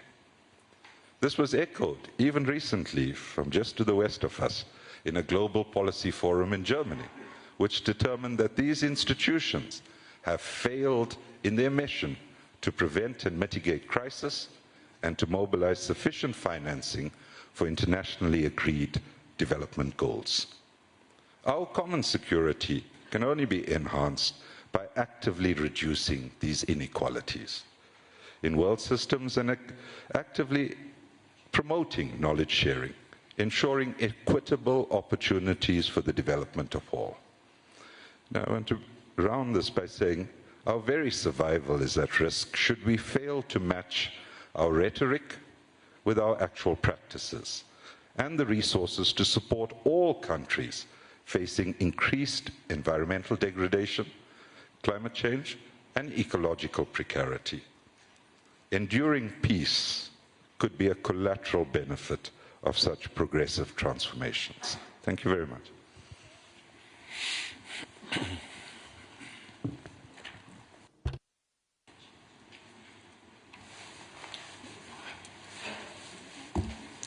Конечно, то, чем вы занимались. Certainly, the subjects that you have broached in the course of your discussions with your colleagues here at the Valdai Club are one of the main avenues for research for the whole humanity. I'm not going into detail right now, nor am I going to discuss what is happening and the reasons for that. Well, yes, we understand that there is a global warming. We're not going to discuss whether that is happening due to anthropogenic activities, or maybe there are other influences coming from space, maybe there are some cycles in the history of Earth. But the evidence for climate change is there. Climate change is happening. And it would be wrong not to do anything. We in Russia know full well that this is happening because in Russia the warming is happening at a faster pace than anywhere across the world. Over the last 15 years, we have registered a 0.5 degree increase. Across Russia and in the Arctic, it's been 0.7 degrees. And, 60% of our territory has permafrost. So it has practical implications for us because we have cities and towns and settlements and the permafrost, and there are productive capacities deployed over there. So this warming is going to have serious implications for us. So we're well aware of what is happening. Incidentally, we've got one of the greenest energy mixes across the world. 40% of our energy comes from natural gas. We also have nuclear capacities, hydropower, which in total accounts for 85% of the energy mix, and these are low emissions sources of energy. This is one of the greenest energy mixes across the world. Another 20% of all the forests are in Russia, so we have a very big absorbing capacity as well. And we are keeping that in mind. We have plans to that end. We've publicly announced these plans. We have said what our targets are in terms of emissions reductions. And those who are most vociferous in that field, regrettably, are doing quite the obverse.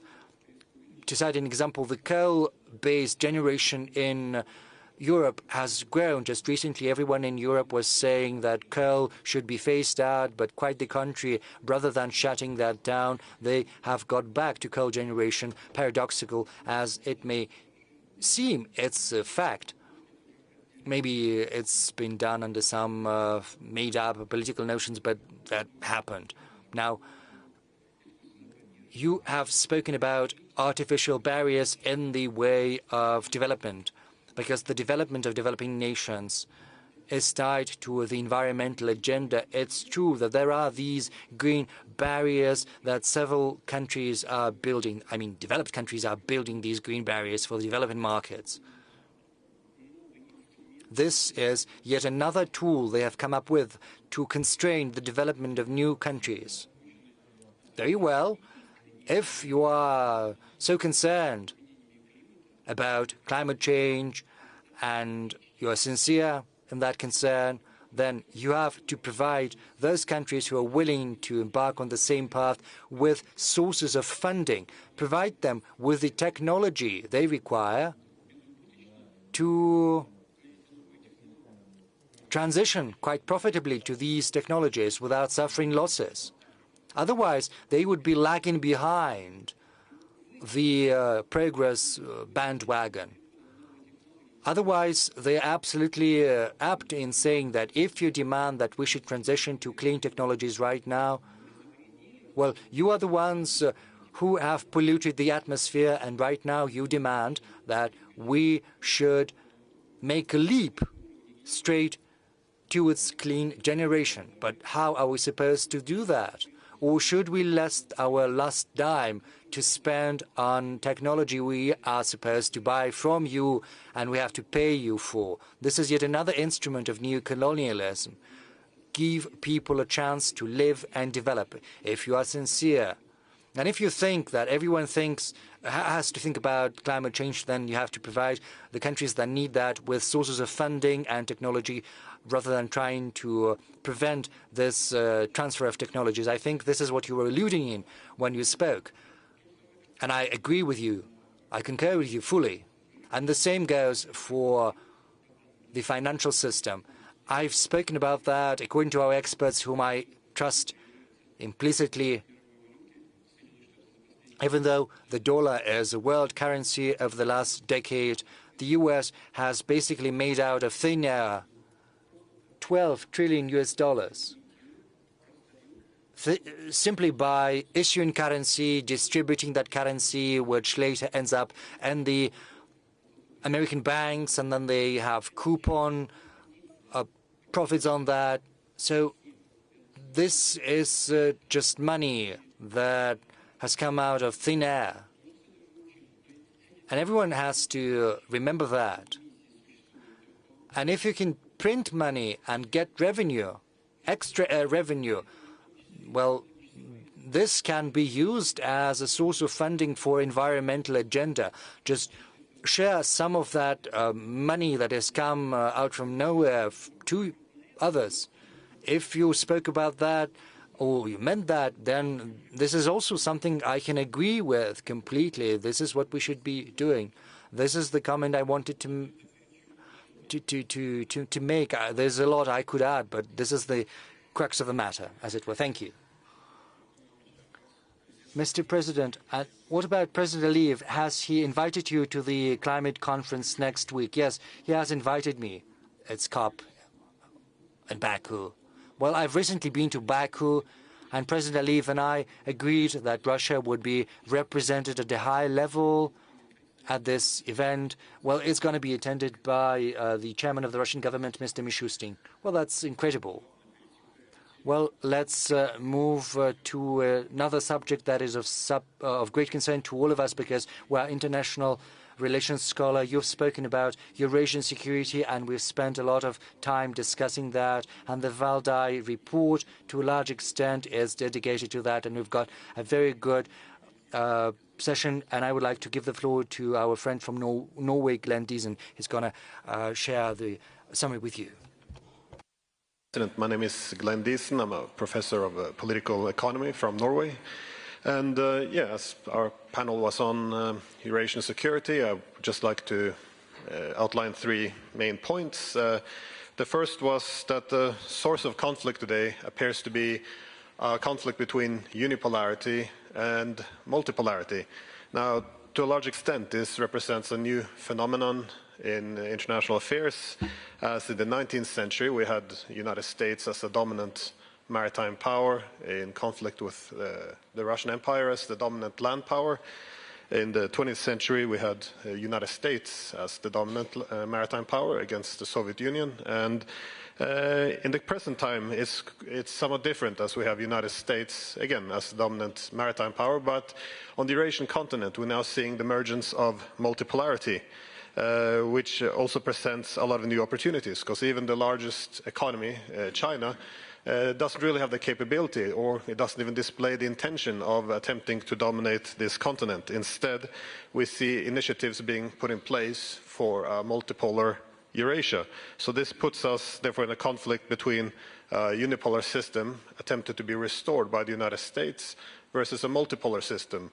And the global majority seems to obviously prefer the multipolarity, which is why I think BRICS has been such a great attraction to many countries. However, in our discussions, we also discovered a consensus that there was some concerns, or at least a desire for Eurasia to be an anti-hegemonic movement as opposed to being anti-Western, as the objective should be to harmonize interest and end this era of bloc politics, as opposed to Eurasia merely becoming a bloc. And again, the attraction of BRICS countries towards these Eurasian formats largely rested on this idea that we could overcome the bloc politics rather than succumbing to it. The second point we had was that the appeal of Eurasia is also, to a large extent, the multi-vector foreign policy. This is the ability to diversify economic connectivity with all the major poles of power. And this is seen as a necessity to, or a requirement to have more political independence, to have more autonomy in foreign policy, and not merely be a spectator in international affairs. And yet again, this is why most countries do not want to choose between competing blocs, but instead find a way of harmonizing. And again, the global majority wants Eurasian multipolarity, as this is a requirement for genuine multilateralism and not the false one, which has often been promoted under Washington. The third and final point was that the multipolar Eurasia has certain systemic incentives for harmonizing interests. Because the great powers in Eurasia, they have somewhat different formats for Eurasian integration. They have different interests. We can see this also with Russia and China, but we also see that none can really pursue their objectives or formats for integration without cooperation with these other centers of power. So this creates incentives to harmonize interests, and it seems that this is also what has made BRICS successful. As I remember a decade ago, many people expected Central Asia to be a clash point between China and Russia. Instead, we see it becoming an area of cooperation instead. So this gives optimism to other parts of Eurasia as well. And this is drastically different from the alliance system, which is usually used to advance unipolarity. In your own speech, you refer to the imperial impulse of dividing countries. So under the alliance system, there's always an interest in having division between China and India, between the Arabs and the Iranians, between Europe and Russia, simply because this helps to divide the region into dependent allies and weakened adversaries. So, yes, so in the spirit of harmonizing interest, I also had a question premised on the inability we've had in Europe to establish a mutually acceptable post-Cold War settlement after the Cold War. And I think this has been a source of many of our tensions. We never established a system based on indivisible security. Instead, we returned to bloc politics and abandoned some of the hopes we initially had in the early 90s by instead going with NATO expansion. So my question was if Eurasian multipolarity can offer a different format for cooperation between Russia and Europe as well. I ask this because I had a few years ago a book with the title Europe as the Western Peninsula of Greater Eurasia, and I was wondering on your opinions if you see any possibility for such a path forward. Thank you. Прошу прощения. Please forgive me. Sorry. Could you please repeat what you were saying in the end? Could you formulate the question yet again, please? Sorry. Well, my question was premised on the idea that across Eurasia we've seen many countries being able to overcome their differences, their political differences, through economic connectivity. We see this, for example, the deals the Chinese were promoting between the Arabs and the Iranians. And I was wondering if some format for Greater Eurasia, in which Europe would be a part of this Greater Eurasia, if there's some ability to use this BRICS or some other institutions to also foster better relations with Russia and Europe, so we can overcome this bloc politics in Europe, which we never were able to overcome after the Cold War.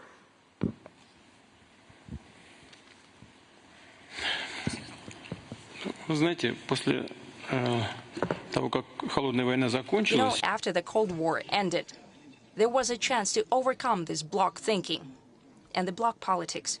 I can repeat it. After the Cold War came to an end, there was a chance to overcome the bloc mentality and the bloc politics. However, as I mentioned in my statement, I'm quite sure that the US simply didn't need that. It seems that they were possibly scared that they would lose control over Europe. They wanted to maintain it, and they're still doing so. Moreover, they strengthened their grip over it. But I wanted to say that at some point, it would lead to the weakening of that principle of complete subjugation. You know, what I'm saying right now is not anything bad. I don't want to, blame someone or anything, God forbid. But we see that many European countries, most of European countries that are NATO members, to the detriment of their interest, are conducting actions that benefit the US politics and the US economy. Well, look, the US, in certain states of the US, the energy costs 3 or 5 times less than in the European Union. So the decision is being made deliberately in the tax system. They're decreasing the revenue tax. For example, they create the conditions for the transition of whole sectors of economy, of whole industries towards the US, and some of them do move. First, that applied to those who were dealing with primary energy sources, that is, fertilizer productions as well as glass production and some other industries. They simply rolled back their activity because it was not profitable anymore. They're moving over the ocean. Now they're doing the secondary industries. More or less, it has to do with metallurgy and the car industry and so on. The governments can blame all they want, the ineffective management of the companies, of specific companies, but it has to do with the government policy, first and foremost. And in those conditions, the management of the companies had to do something to defend, to protect jobs and their companies. But it's not always possible, though. Therefore, the conflict that unfortunately we're seeing today, that we're unfortunately taking part in, that allowed the US, to achieve the strengthening of their leadership, to put it mildly, have almost a colonial dependence of the countries. Honestly, even I didn't expect that. The same is happening to Japan. It's surprising. What did we do to Japan? Nothing. Not a single step, not a single word. But they introduced sanctions against it. How come? Where did that come from? Hence the question, what do we do with that? Well, we didn't do anything. Are there colleagues from Japan? Possibly there would be some questions from them. And it's even worse with Europe.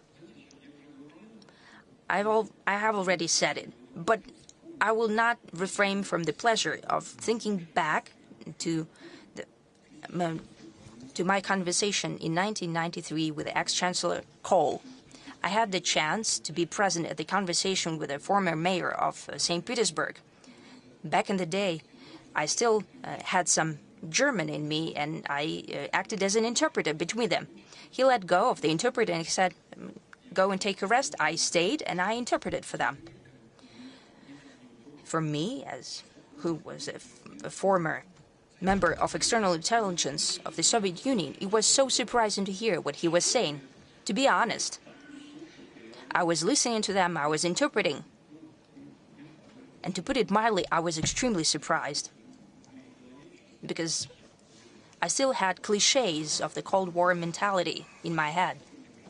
I was a member of intelligence of KGB, of USSR, and all of a sudden, Chancellor Kohl started saying that the future of Europe, if it wants to preserve itself as an independent center of European civilization, the future is only with Russia. We need to bring together our efforts. I was simply agape. He continued in the same vein, and he spoke about his vision, about the development of situation on the American continent, the way the U.S. will continue to build its policy. Well, I will not give it verbatim. Well, he didn't say anything bad about the U.S., but he simply gave his expert opinion, not just a chancellor, but more like an expert. And in essence, I think 85 or 90% what he spoke about is happening. I can see it, and everyone can see it as well. And naturally, we should try to build a security system on Eurasian continent. It's tremendous in size. And naturally, Europe can, and I believe should be, a part and parcel of that system. I jotted it down. The PRC does not have a chance and doesn't want to play a dominating role. You said you spoke about Central Asia as well. And I will mention it too. I think there are certainly our friends from China here. The Chinese philosophy does not have that. They do not strive for domination. That's the trick. That's the attraction of the theory, of that proposal that has been worded by President Xi. One belt, one road. one belt, one common road. This is not a Chinese road. This is a common road, everyone's road, at least bilaterally. That's the way it sounds, and that's the way we behave in the interests of each other. What's happening in Central Asia? Everyone expected some kind of a clash or collision between Russia and China in Central Asia. Well, look, the thing is that these countries are very young in their statehood, and they have economies that requires significant development. Demographic processes are afoot there. For example, take Uzbekistan. Every year, they add another million of population. Can you imagine that? 27 or 28 million, that's already the population, and they have an extra million born each year. India has plus 10, as my friend Prime Minister Modi spoke, but India has 1.5 billion people living there. And Uzbekistan has about 38. Now they soon have to have 40 million. That's a lot of millions. They have plenty of issues. And if the People's Republic of China comes over there and helps out those economies, and that means that as a result of economic cooperation, the domestic political process is stabilized as well. The statehood is stabilized. Russia only has an interest in that. We want to have a stable situation there, stable development. It's in our interests as well. Therefore, the competition is absent there. We only have cooperation. It doesn't stand in the way of development of our traditional development of ties with that region of the world. And the countries of Central Asia that for hundreds of years have been part of the Russian Empire and of the Soviet Union not only remember well, but they cherish our special contacts and special ties. And it benefits everyone. And if we create a security system in the Eurasian continent, and incidentally, I see and I hear that certain European countries are starting to talk about the single security system from Lisbon to Vladivostok yet again. Now they are going back to what de Gaulle spoke about. He talked about Urals, but we need to talk about Vladivostok as the end point. They have these ideas again. If our counterparts will go back to that, and most importantly, as you said, what I've mentioned and what's written down in the OSCE documentation, that the security of one country does not come at the expense of the other of security of the other country. It's crucial. If we can truly do that, you have mentioned the level of trust that needs to be increased, and I think that the most important issue on Eurasian continent between Russia and the European countries is the deficit of trust. You can blame Russia for many things, and possibly we make mistakes as well. But when we're being told that we signed the Minsk agreement, we're being told that they signed the Minsk agreements only to give time to Ukraine to rearm, and they never intended to solve this conflict peacefully. How can we trust them?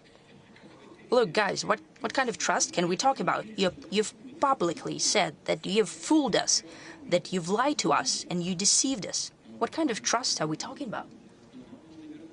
But we need to go back to that system of mutual trust. With time, I don't know, we can discuss it till early hours of the morning, but it's the first step to create a single Eurasian security system.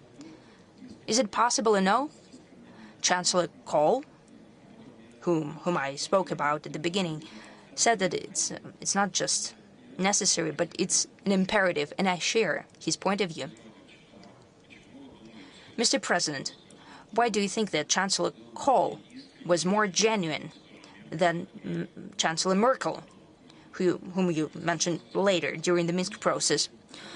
Well, you know, there were the three of us sitting down in Bonn. That was back in Bonn. The government of Germany was in Bonn, and we simply talked to each other. Madam Merkel, Chancellor Merkel, she spoke under certain social pressure and during a crisis. These are different kinds of situations. Karl had contemplated, and he just simply presented his vision. Not only without press, and Chancellor Merkel spoke for the press with the media presence. He even got rid of his interpreter, see? Therefore, I believe that he was absolutely genuine. One more question, if you would allow, following up on Glenn's question, and that you mentioned that the population is growing in neighboring countries, and you also spoke about migration waves. Now it's a hot topic everywhere, in Russia as well. Do you see that part of Eurasian security? Do you discuss with your counterparts about Eurasia? Yes, we discuss that quite often. I have already said it. Now we have a historically low level of unemployment, 2.4%. Basically, no unemployment. We have deficit of labor. And for the development of our economy, we need labor. Moreover, the lack of the necessary number of workforce is one of the main hurdles towards our economic growth. Right now, in construction, we have about 500 or 600,000 people. That's the deficit right now. That in industry, we need about 250,000 people. And that would not even be enough. It will be absorbed right away. But as a first stage, we need to create the conditions where people who come here to work, that they are prepared to do it, that they would know Russian language and know our traditions. That's what we mentioned multiple times. They should know our laws, and not only know, but to be prepared morally to observe all of it. Then there will be no irritation and intolerance from our citizens. And first and foremost, we need to think about the interests of the citizens of the Russian Federation. It is an apparent thing, and I hope that the regions of Russia and the leadership of the regions would hear me now, just like the law enforcement. As for the people who travel here, they also should have the humane conditions, modern conditions to use all kinds of conveniences in education and healthcare. There are distortions here in the process. I wouldn't go into detail, but we need to work on it. With my colleagues and friends and heads of republics of the former Soviet Union, constantly discuss it. They are prepared to prepare people, to train people who are coming over to work here.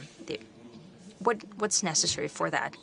That's also a question for us. We need to build schools and so on. That's what we're doing right now. We have to send Russian teachers because there's a lack of them, and they are glad to have them, and they would have even more. So the ball is in our court to a great extent. They are willing to do that, and they want that, and we're going to do that together. But as far as future is concerned, and I do hope it's going to be in the near future, we have to make sure that the Russian labor market takes up mostly people with a high level of education, professionals who are competent, and some of the people who are coming to Russia, well, we need to make sure that they stay at home, but we can build production capacities over there. That will be part of the supply chain.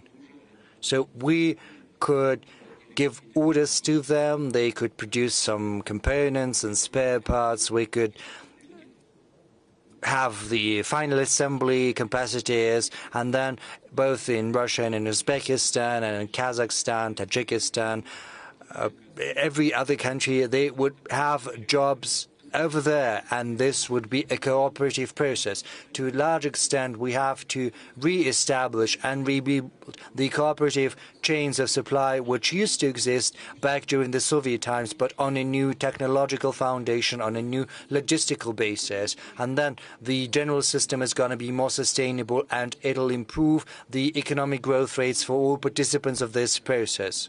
Nor is it there's going to be such a high level of tensions right now. You know, we've just spoken about AI and other opportunities. the lack of labor force, and all experts agree on that, has to be compensated for thanks to new technological opportunities. Technology has to be propelled to a new level, and our production capacities have to be built on a new level, and we need to raise our efficiency as well. And I suppose this is doable. Very much so. Thank you. Mr. President, yesterday there was a huge event. Everyone held their breath because the US elected a new president. So this is the 6th US president. You see, during your presidency, he is also the 4th, but it happens. So do you have any recollections about any of the American presidents, some more pleasant than others? Maybe it was more interesting to work with some of them. Well, you know, all of them are very interesting people. It would be hard to imagine a person who finds him or herself at the helm of one of the biggest countries in the world and who is an ignoble or an uninteresting person. No, it's impossible. The thing is, the internal political culture within the US is such that this internal political strife becomes increasingly acute. They resort to all kinds of tactics. Opponents resort to different methods, both the political opponents of the acting head of state, and, you know, sometimes they resort to instruments that are far from decent or appropriate, nor are they indicative of this political culture. Well, just remember how many attacks there were against President Bush. He was accused of being non-intelligent and illiterate, basically not a knowledgeable person.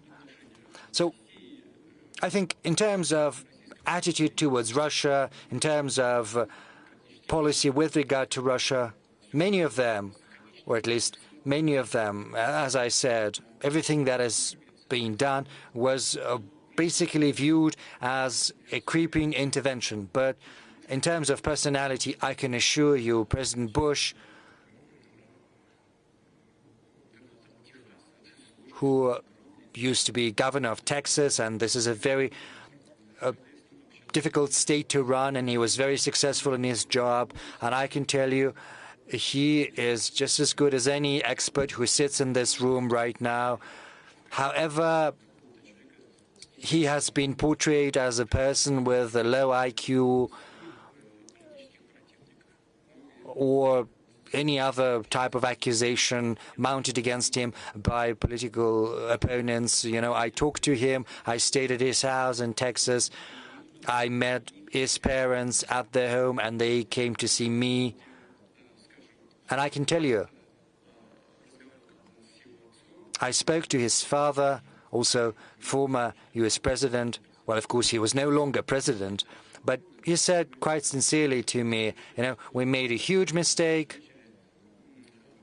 when we started to boycott the Olympic Games in Moscow, and this Russia followed suit, you know, because Russia boycotted the US Olympics. He said it was a huge mistake, it was just nonsense, but, you know, that said, still, that continues because under external pressure, the International Olympic Committee has basically turned into a circus. They've commercialized the Olympic movement, destroying the Olympic movement with their own hands. But, you know, I'm talking about the people I had to work with. All of them were a prominent personality, and they ended up of the political Olympus not by coincidence. And what about the future president? Well, you can have any attitude toward him, you know, because during his first iteration as president, he was dubbed as mostly a businessman, that he is not very well versed in politics. He can make a lot of mistakes. But from the outset, I can tell you that his behavior when there was an attempt on his life, you know, I was impressed. He's a courageous person. And it's not just about the hand he raised and his call to fight for their common values and ideals. Of course, there was a rush of adrenaline, but a person shows their true color in these emergencies. And this is precisely one of those cases, and I think he acquitted himself admirably in a valiant fashion as a man. As far as politics is concerned, I don't know, during his first presidency, I don't know whether he's going to hear that, but I think I'm going to say that regardless. I think he was harassed by everyone on all sides, bullied. He was afraid of making a step to the left or to the right, saying the wrong thing. I don't know what's going to happen right now during his new presidency, because this is going to be his last presidency. Whatever he does, it's up to him to decide. But what he's been saying publicly up until now, you know, I would be loath to comment on what was said during the electoral campaign, because, you know, that was a deliberate thing to fight for votes. But regardless, what he said about his desire to rebuild relations with Russia, to facilitate an end to the Ukrainian crisis, I think this deserves attention at the very least, and I would like to take this opportunity to offer my congratulations on his election as President of the United States. As I said before, we're going to work with any head of state that is going to garner the trust of the American people, and this is what's going to happen in practice. And if he does what he has been promising, you know, before the inauguration, if he makes a phone call, if he says, Vladimir, let's meet, you know, I don't think it would be beneath me to call him myself. I'm simply not doing that because, you know, at a certain point, the European Western leaders were calling me almost every week, and then they stopped all of a sudden, and you see we're still healthy, very well, we're developing. If anyone among them wants to rebuild contacts, as I said, we have nothing against that. We're always open. We will rebuild these contacts and have a sincere discussion. But so far, there are many people who want to engage in a discussion. They are here in this room. So you're willing to talk to Trump? Yes, we are. We're ready. Well, Trump is not here yet. So let's have a discussion with those who is present in this room. Let's start with Professor Fan Shaoli, please. Over to you, Professor.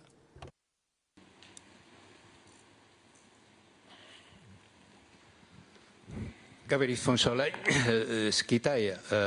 Fan Shaoli, I'm from China.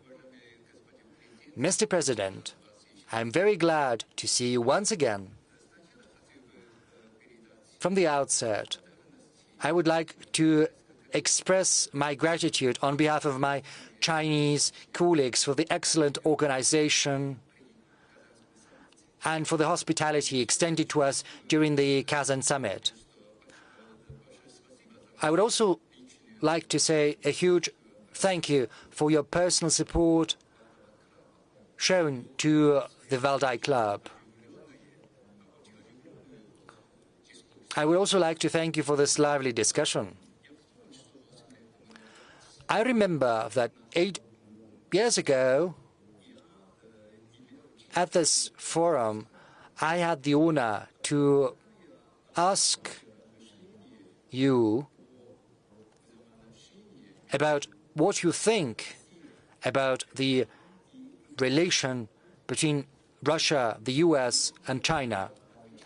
And you gave me a very apt, very accurate answer. You said that this relation should be built on mutual respect and it should be mutually beneficial. It's been 8 years now. The world is changing drastically. You know, there is rivalry, there are sanctions, there is bitter strife.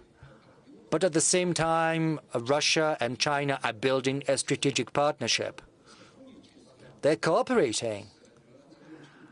And the cooperation within BRICS is also developing successfully. So my question is the same. What's your assessment of the current and future dynamics in terms of strategic partnership between Russia and China? And secondly, is it going to be possible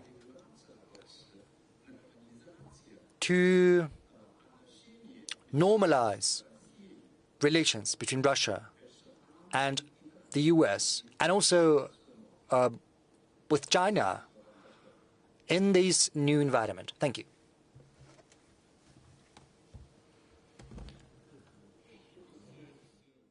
As for relations between Russia and the People's Republic of China, these relations are at an unprecedentedly high level. These relations are built upon mutual trust. This is something we are lacking in our relations with certain countries, primarily with the Western countries, and I've spoken about the reasons for that already. I'm aware that if the representatives of those countries that I'm criticizing were here, they would give me a list of their grievances with Russia. But, well, we're not going to have a discussion right now on this subject, but I would like to say that the level of trust between Russia and China is at the highest level in modern history. This, as well as our personal friendly relations with President Xi Jinping of the People's Republic of China, serve as the sure foundation for the development of intergovernmental ties. I'm not going to go into detail, but our bilateral trade is $240 billion, probably not the biggest, but still ranks among the first biggest 4 trade partners of China. This is a very good result already. And this is a very important factor. And we are hugely complementary. We started with energy, nuclear energy, and as our technological capacities are growing, we have an exchange of these technologies, and this significance is only growing. That is why we're expanding our cooperation. It's becoming increasingly wide. The spectrum is also expanding, and we are paying increasingly great attention to high technology in different spheres. China has made a huge headway and achieved a lot in different spheres. I spoke publicly on the subject. According to our experts, the economic development model China has chosen is something it arrived at in a natural fashion based on the requirements of life, and it's more efficient than many other economic models because this model combines planned economy and market economy, and thanks to this model, Chinese experts are successful. And the political leadership manages not to build barriers in the way of what the economic specialists are doing. And they're doing a very good job together. China's economy is performing more efficiently than other economies. It's true that we are seeing a certain adjustment in terms of economic growth. Regrettably, the US is pursuing a policy of double constraint. It's trying to constrain both Russia and China. What's the point of fighting a two-front war? Basically, I do not understand that, but they believe that the economic ascendant of China is a threat to their economic dominance. But personally, I think if they want to be efficient, they should choose other methods to achieve these goals. Rather, they should show their advantages in a competitive rivalry. This should be fair competition, and this would create better opportunities in the US. Instead, they are introducing bans and prohibitions, which in the end comes back to deal a blow to their own economy. Say the ban on Chinese goods or the use of Chinese technologies in the American market. This will only result in inflation and in higher prices. That's going to be the end result of that. As far as our cooperation is concerned,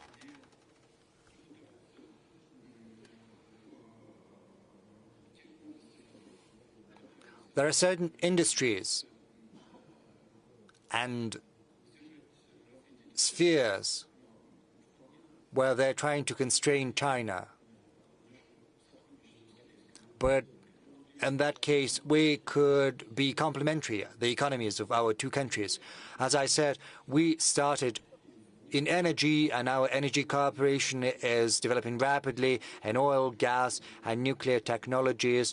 We're quite active in building new units for NPPs. We also organize supplies of oil and gas, and this creates a sure-proof, a foolproof system for ensuring China's energy security. We have a contiguous border. Nothing can throw a screw in that, neither storms, no lanes of communication, nothing can undermine our cooperation because we've got a common border and the supplies will continue just as they have been going. There is a guarantee of that. I believe that if the US chose a different path, a different attitude towards China and Russia, so if they chose a policy of trilateral cooperation instead of double constraint, then everyone would stand to win. And another question about the trilateral cooperation. You know, I spoke about that, and I ended on that. You were not following me. Sorry, I got distracted. I think there is General Salik from Pakistan. He raised his hand. He wanted to ask a question.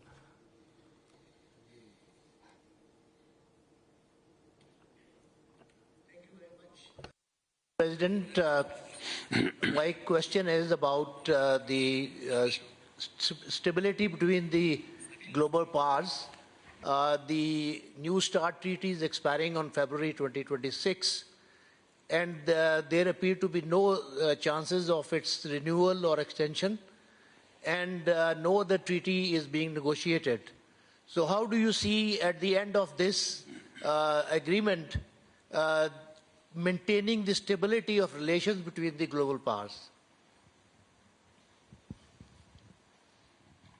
You know, we never refuse to continue the dialogue on strategic stability. However, it's an open secret, and everyone knows it, not only this audience, but around the world. It is well known that the United States and their satellites, there is no other way to put it, regarding the leadership of those countries who, to the detriment of their interests, follow the path towards Russia proposed from over the ocean.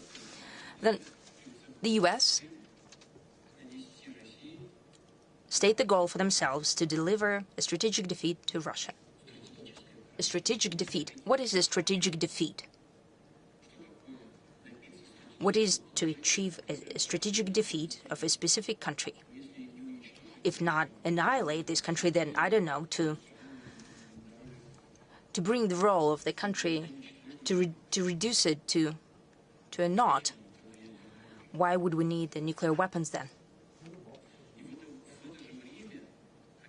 At the same time, they want to have a dialogue on strategic stability with us. How come? Well, how does it work? It seems that there are normal and grown-up people. We are prepared to have this dialogue, but in the current conditions, there are many issues.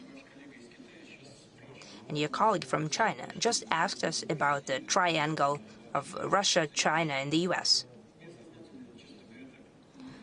I deliberately didn't want to go into detail and exacerbate it, and I didn't talk about the international security regarding that question. Cooperation between Russia and China is one of the most important factors of international stability in general, but it has to do with strategic stability in nuclear weapons as well.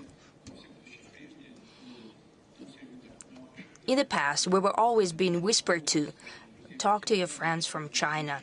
They should join the conversation about decrease of their nuclear arsenals, and our Chinese friends responded, guys, look, we have less delivery vehicles, we have less nuclear warheads. You should cut it down to our level, or we can grow up to your level. Otherwise, there should be no discussion about the cut-downs, right? That's very reasonable. And the rest of it is just nonsense. At the same time, there are nuclear arsenals of other NATO countries beside the US, the United Kingdom and France. They have increased in their nuclear arsenals. They're not only increasing in numbers, but also changing in quality. Quite recently, I was being told that NATO is not a military and political alliance. This is primarily a political alliance. And the military is on the back burner. Not quite so. Indeed, the US deliberately, maybe not, but I think deliberately, have brought back the military component of NATO. And they've declared that they're going to deliver a strategic defeat to Russia. Naturally, we should consider the nuclear arsenals of the UK and France as well. As of today, this is a complex issue. It's more complex than it used to be 20 or 30 years ago. However, we are aware of our responsibility as a country which has the capacity in terms of delivery vehicles and warheads and the quality of modern weapons, and it's being improved domestically. Right now, we're coming to a point that would put on combat duty our novel developments that I spoke about 5 years ago. We're finalizing the tests, and we understand that. And we're prepared for the dialogue, but the other side needs to be honest about this dialogue, considering all aspects of our relations. It cannot be that they want to defeat us strategically, but to their citizens that they're telling, this is business as usual, don't worry about anything. It doesn't work like that. Strategic defeat for us, and they should not worry? No. Let's open our cards and have a calm and business-like conversation without double, triple, quadruple standards. Let's just talk about it. And we have proposed that multiple times. But when talking about the specifics, it causes a pause on the other side. We'll see the way the proposals are worded by the new administration, if they do so. Mr. President, you've mentioned the demonstration of the newest developments. Are there some newer ones? Yes, there are. Something comes up all the time. Yesterday I was talking to one of the heads of the largest firms, and he reported on his ideas in this sphere, but it's premature to talk about it. Thank you. Professor Nogueira from Brazil, first row, please. I'm Paulo Nogueira Batista from Brazil, and I'd like to ask you, Mr. President, if you could expand a little bit on two topics you touched upon in your presentation and comments, BRICS and US dollar. What role do you see for the BRICS in constructing alternatives to the unreliable and dysfunctional dollar system? Russia proposed in this 2024 chairmanship of the BRICS a detailed, interesting proposal for a new system of cross-border payments based on national currencies. How do you see this discussion going forward? Are you confident that we can move forward on this basis? And second point, more difficult one, don't you agree that payments in national currencies have a limit, and that we ultimately must move step by step, gradually and carefully towards new means of payment a new reserve currency. President Lula, by the way, made this point in his statement to the Kazan summit, and I would like to hear your views on that. Thank you.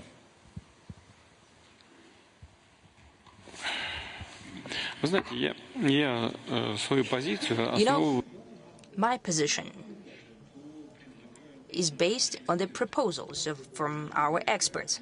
I trust them completely. Naturally, they're experts at the international level. And beforehand, I had a discussion of our proposal. And when a certain idea is generated, my role is that within the country, the expert community and the government and the central bank engage with these ideas.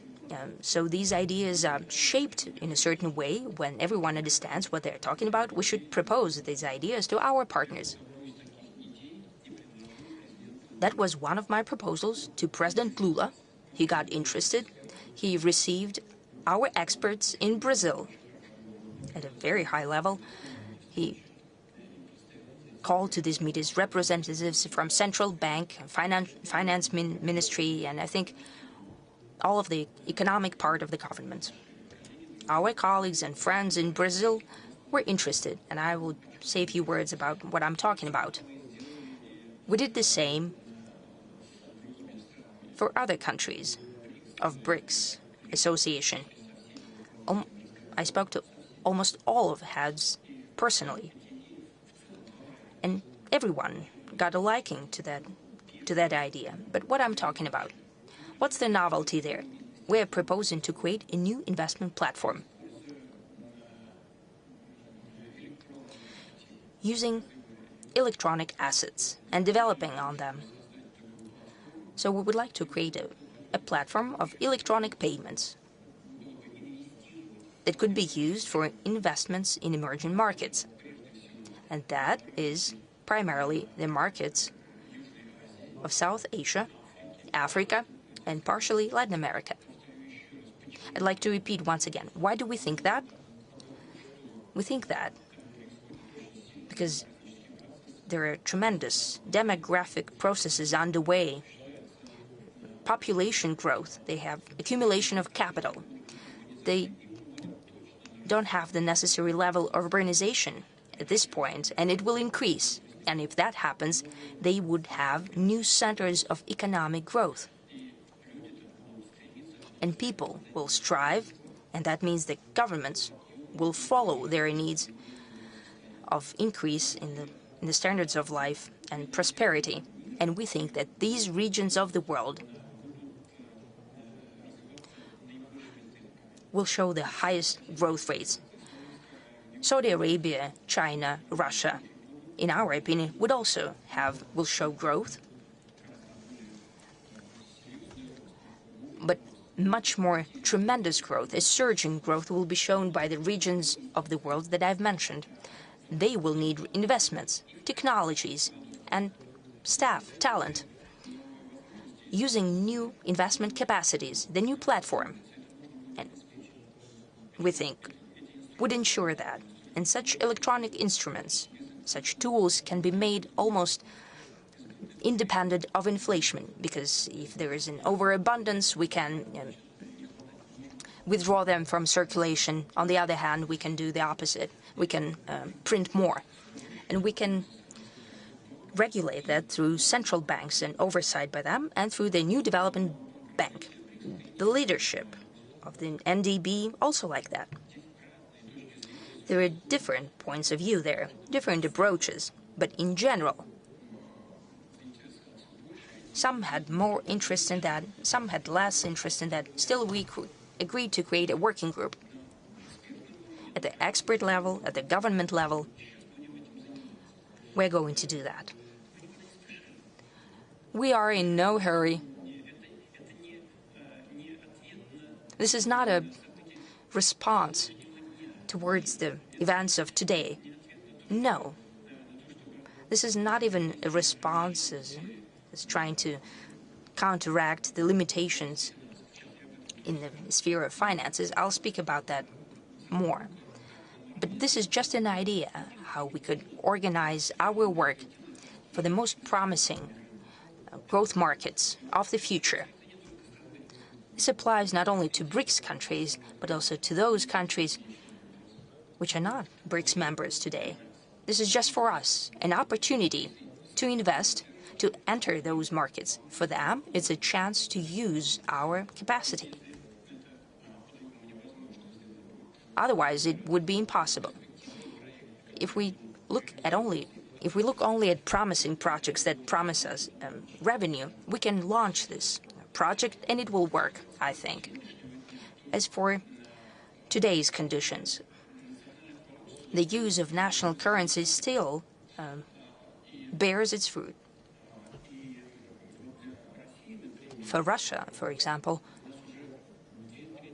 we have about 2/3 of our trade is being serviced in national currencies. As for BRICS countries, the same figure is 88%, payments in national currencies.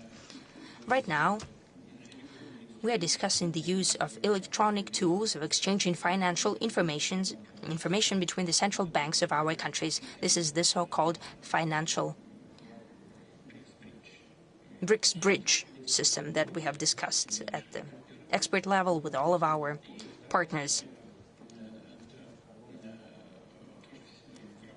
The second system is also a part of BRICS ecosystem. We were talking about payments, settlements at stock exchanges.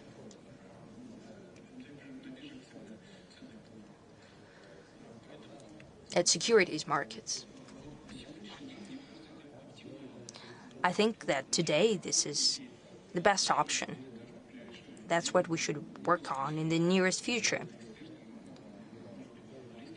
I've heard a lot that the experts and the journalists are talking about creating a single currency. I think it's premature. We don't have such a goal among us. Because in order to talk about a certain single currency, then we need to, achieve greater integration of economies. That's number one. And number two, we need to increase the quality of economies to a certain level. So these would be very compatible in terms of volume and quality, compatible economies. Otherwise, it would be unrealistic and possibly even detrimental. We shouldn't make haste here. And I want to wrap up with what I usually start with when I respond to questions like that. We never wanted to abandon dollar, and that's not our commitment. The political and financial authorities of the U.S. or of Europe are doing it themselves. When they decline to put through European settlements, euro is still in fledgling state, but they limited its capacity by their own hand. It's nonsense. As for Europe, the issue lies in the fact that decisions in economy are done by politicians who, quite often, unfortunately for those countries, are not experts in economics and finance. And that is only to the disadvantage of those countries. We are not abandoning dollar in Russia, where they simply refuses to allow to use dollar as a settlement tool. Well, even so, I think if we are denied that, it's so foolish of the U.S. authorities, because the dollar is the pillar of U.S. power, and they're undoing it by their own hand. I thought that whatever happens, dollar is like a sacred cow. Should not be touched. It's in discontinuation. The udder is dirty. They got rid of the horns. Well, they're to blame on their own. The payments in dollars are decreasing.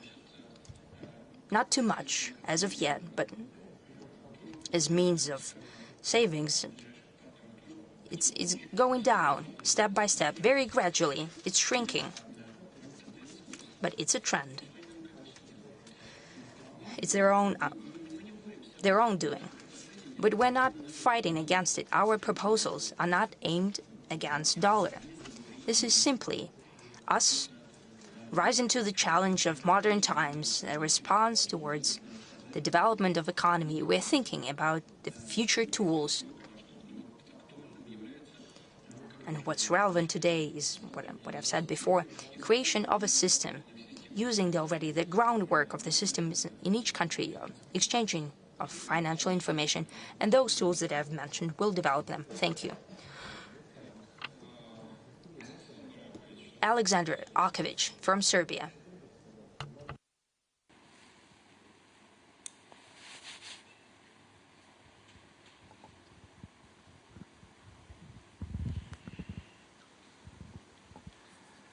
Dear Mr. President, I am Alexander Arkovich, historian from Belgrade, Serbia. It is my honor to see you, listen to you, and talk to you again. My question for this night for you is, according to your opinion, what are the state and individual mechanisms that Russians, Serbs, and other people around the globe must use to defend our traditional values and protect ourselves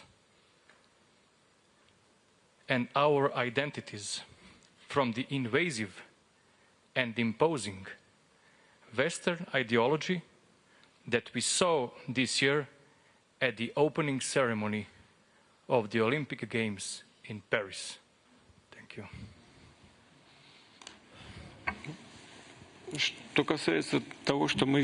Well, as for what we saw at the opening ceremony, honestly, I didn't watch it. Someone told me afterwards, and I did give it a watch. I don't know what they were gonna do, what they wanted, why the organizers chose that, and why it was greenlit by the International Olympic Committee.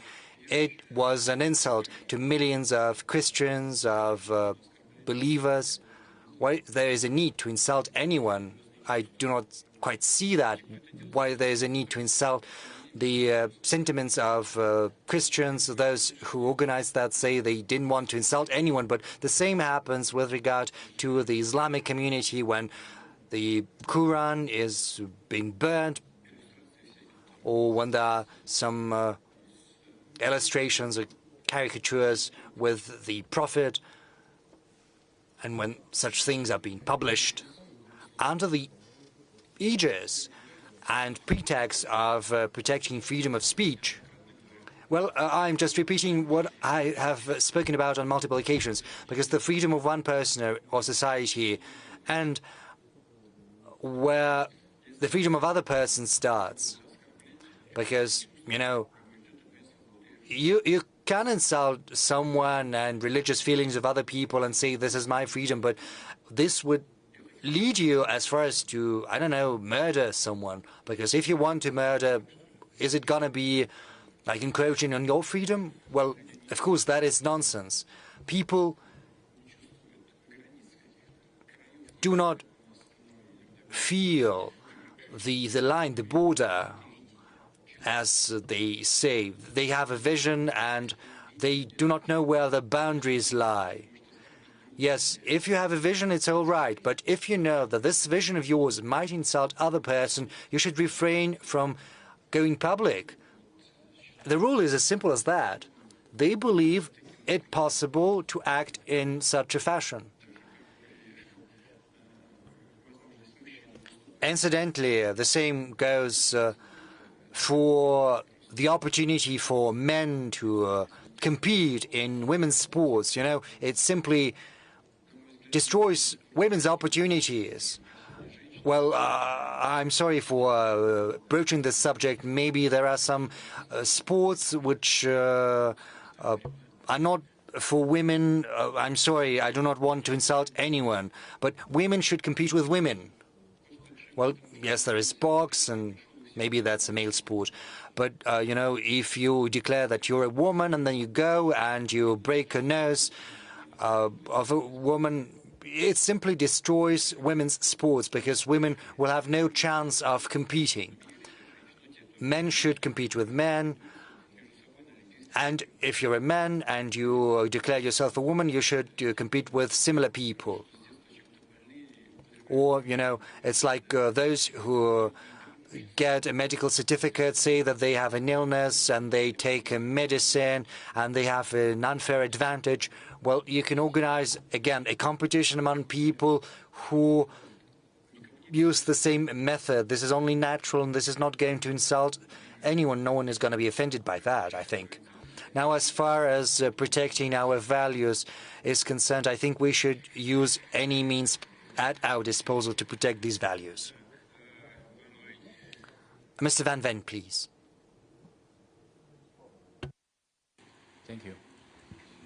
My name is Wang Wen from Chongyang Institute, Liming University of China. I'm so glad to see you again. And my question is about Russia's China policy in the coming 4 years, as well as the future international system changes. Because we know Trump is back. Let me imagine if one day President Trump call you and ask that, like that, let's join forces to contain China. What will you respond? And will you accept President Trump's suggestion, so-called uniting with Russia and resisting China? And my second question is about the future's international system change, because you often mentioned that international system is ongoing fundamental change. So in your eyes, what will the international order and framework in the future looks like? And in your eyes, in the future international order and the system, what role should Russia, China, United States act or plan in the future? And how do you consider to coordinate the triangle relationship among Russia, China, and the United States? Thank you. Well, I'll give it a try, and I'll try to be as succinct as possible. First, China and Russia are cooperating and being friends, not against anyone. Our relationship with China is not aimed at any third party, the US included. Our relation with the People's Republic of China seek to develop and create a favorable environment for ensuring the security of both our nations and peoples. And the same applies to our relations with the United States of America. It would be very difficult for me to even imagine a situation when the president-elect makes such an offer as you mentioned. I think he understands that it is completely divorced from the realities in which we are living. Russia is not going to ally with anyone against anyone. And it seems even increasingly unrealistic to me with regard to China, because with China we've reached an unprecedented level of trust, mutual confidence and friendship. I think such countries as Russia and China that have such a big border and such a long history of coexistence in one space, despite the differences in our cultures, which, however, do espouse similar and common values. I think that in itself is a great achievement, and we have to use it right now, and we have to reinforce it and pass it down to forthcoming generations. As far as the possibility for establishing our relations with the U.S. is concerned, we're open to these possibilities. To a large extent, the ball is in the U.S.'s court because we were not the ones to sour relations with them. We did not introduce any restrictions or sanctions against the U.S., nor are we facilitating any armed conflicts in the territories in their proximity. We've never sought anything like that, and I would like to say that we've never done anything like that in practice. We do not quite see why the U.S. seems it has the right to do that, and we are hopeful that at the end they will come to realize that they'd better refrain from doing that, because that's what they should be doing if we do not want any global conflicts. But the president-elect of the U.S., President Trump, spoke along similar lines, so we'll live and see how it plays out in reality. Keeping in mind, of course, that such an institution as the Presidency of the U.S. is bound by certain obligations, by certain responsibilities. The President of the U.S. is tied, to a certain extent, to those people who helped him arrive in power. You know, in the past, Jacques Chirac said, you know, what kind of democracy can we talk about in the U.S.? Because without $1 billion, if you don't have $1 billion in the pocket, you shouldn't even entertain the thought of participating in the elections, you know, let alone participate in practice. And those people who provide those billions, they participate in building the future team. And if they delegate someone, they have a lever for exerting influence upon those people who will be part of that team.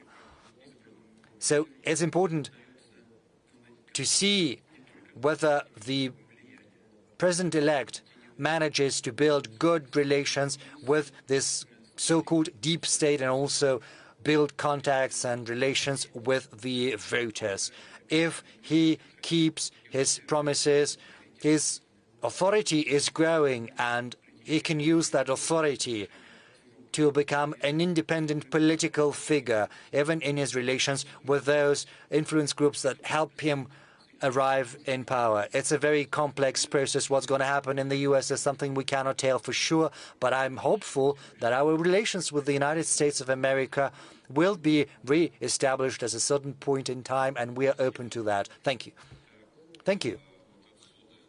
From someone from here. Yes, you mentioned Japan, I think. Mr. Nibiri is here.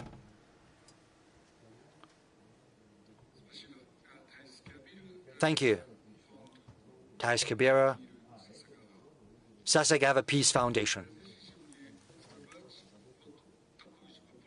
I would like to ask you a similar question, but it's about Japan. The strategic landscape in East Asia is becoming increasingly tense. This is due to the strategic rivalry between the United States on the one hand and China on the other. And in this rivalry, Russia is clearly on the side of China. The frequency of joint military exercises between Russia and China has increased significantly in this region. On the other hand, Asia is a region with a great value, and Russia's strategic interest in this region should not be completely bound by its relations with China. How is Russia trying to combine these interests? So on the one hand, there is the confrontation between China and the U.S. in East Asia. At the same time, how is Russia going about trying to preserve the latitude for pursuing strategic stability goals in this region? And another question, what's your assessment of the future of Russian-Japanese relations within this strategic context? Say, what is gonna look like in the next 5 years? Indeed, the situation in East Asia is not becoming any less unstable or less tense, but it's not due to China. Yes, China is our friend and closest partner, but let me say that objectively, it's not China that is building blocks over there in East Asia. I do not want to act as China's advocate. I understand there are many internal issues because there are always issues between neighbors. I'm not sharing any secret with you. There are certain difficulties on the Chinese-Indian border, but well-versed, thoughtful people who care about the future of their nations are on a quest for compromises, and they arrive at them. This is what Prime Minister of India and China's President are doing. They are engaged in a dialogue, and they continued that dialogue during the BRICS summit in Kazan. And I'm hopeful this is going to have a positive impact upon future Chinese-Indian relations. Regarding the situation in East Asia as a whole, it's not China that is building blocks over there. It's the U.S. that is doing that, one block then another. Right now, NATO is formally making its way into East Asia. Nothing good is happening. Nothing good happens if exclusive political or military blocks are being built that act to the tune of one single country that acts as a leader. Other countries, as a rule, are following in the wake, serving the interests of one single country that initiates the establishment of these blocs. And those countries that agree with every demand of the U.S. should think on that. And if issues do arise, and they always do among neighbors, it's inevitable. One should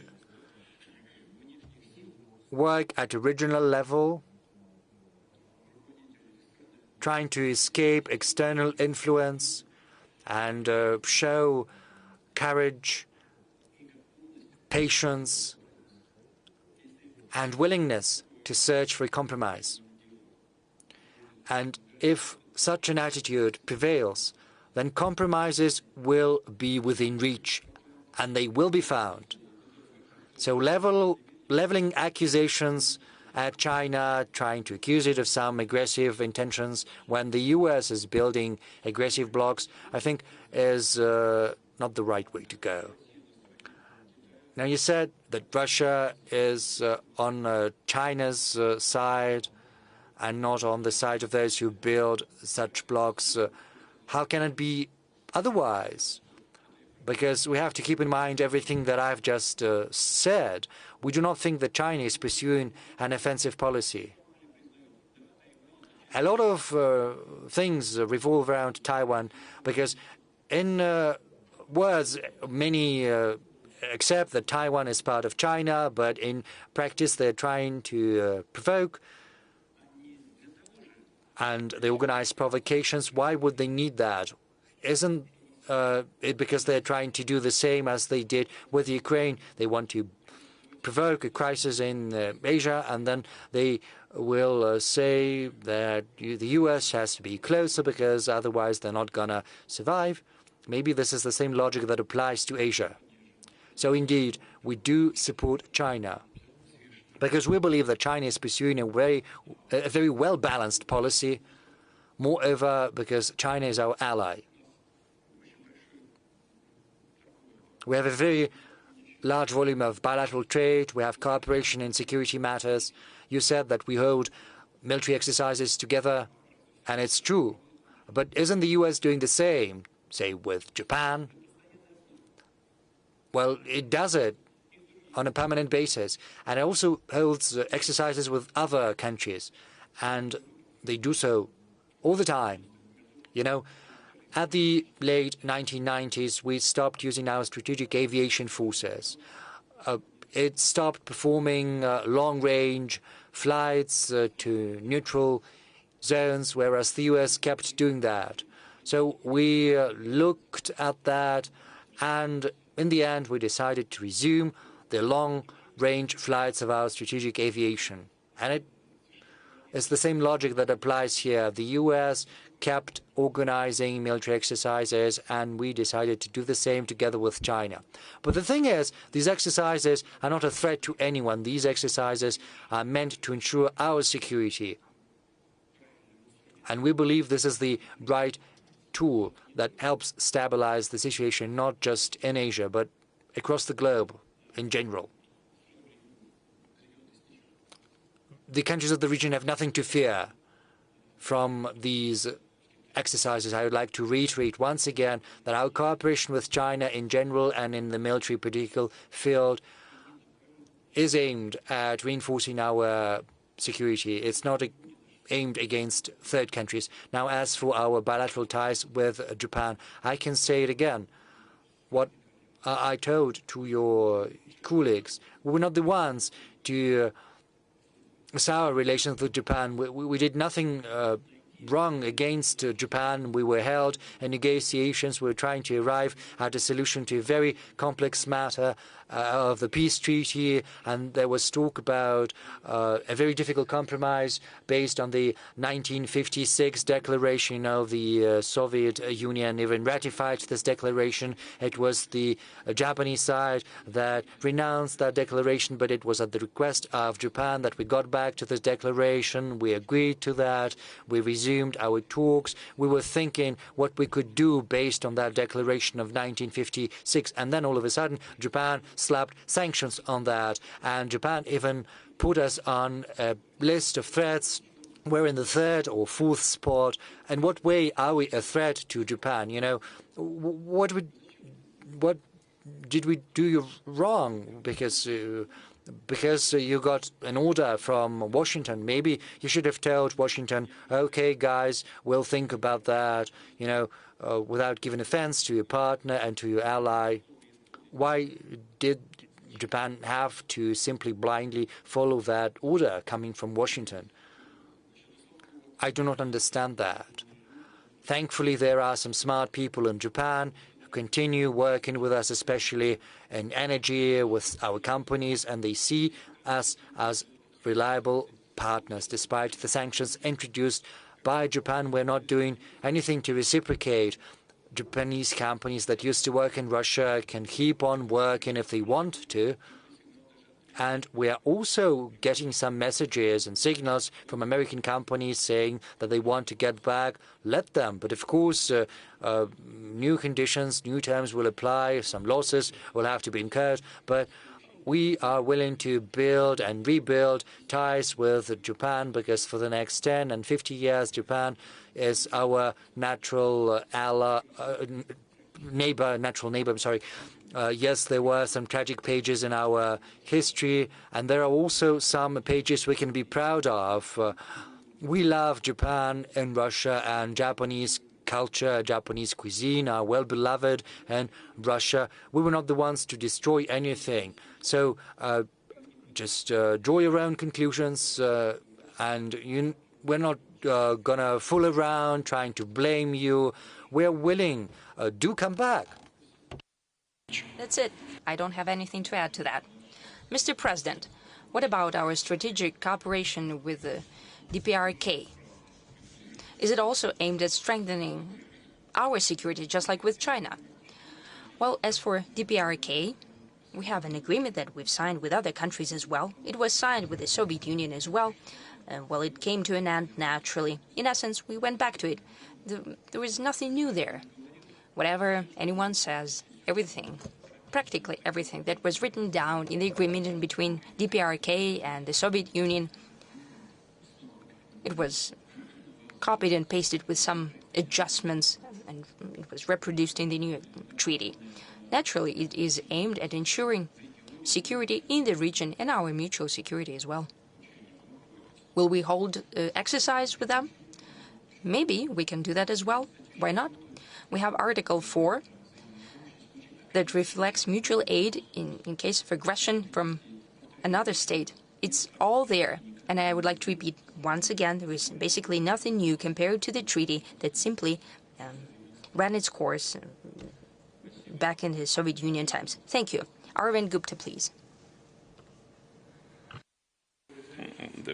Mike. Thank you, Mr. President, for a brilliant presentation and this interaction. My question is about India-Russia relations. You have met Prime Minister Modi several times in the last few months. Prime Minister Modi at one point of time mentioned to you that this should not be an era of wars.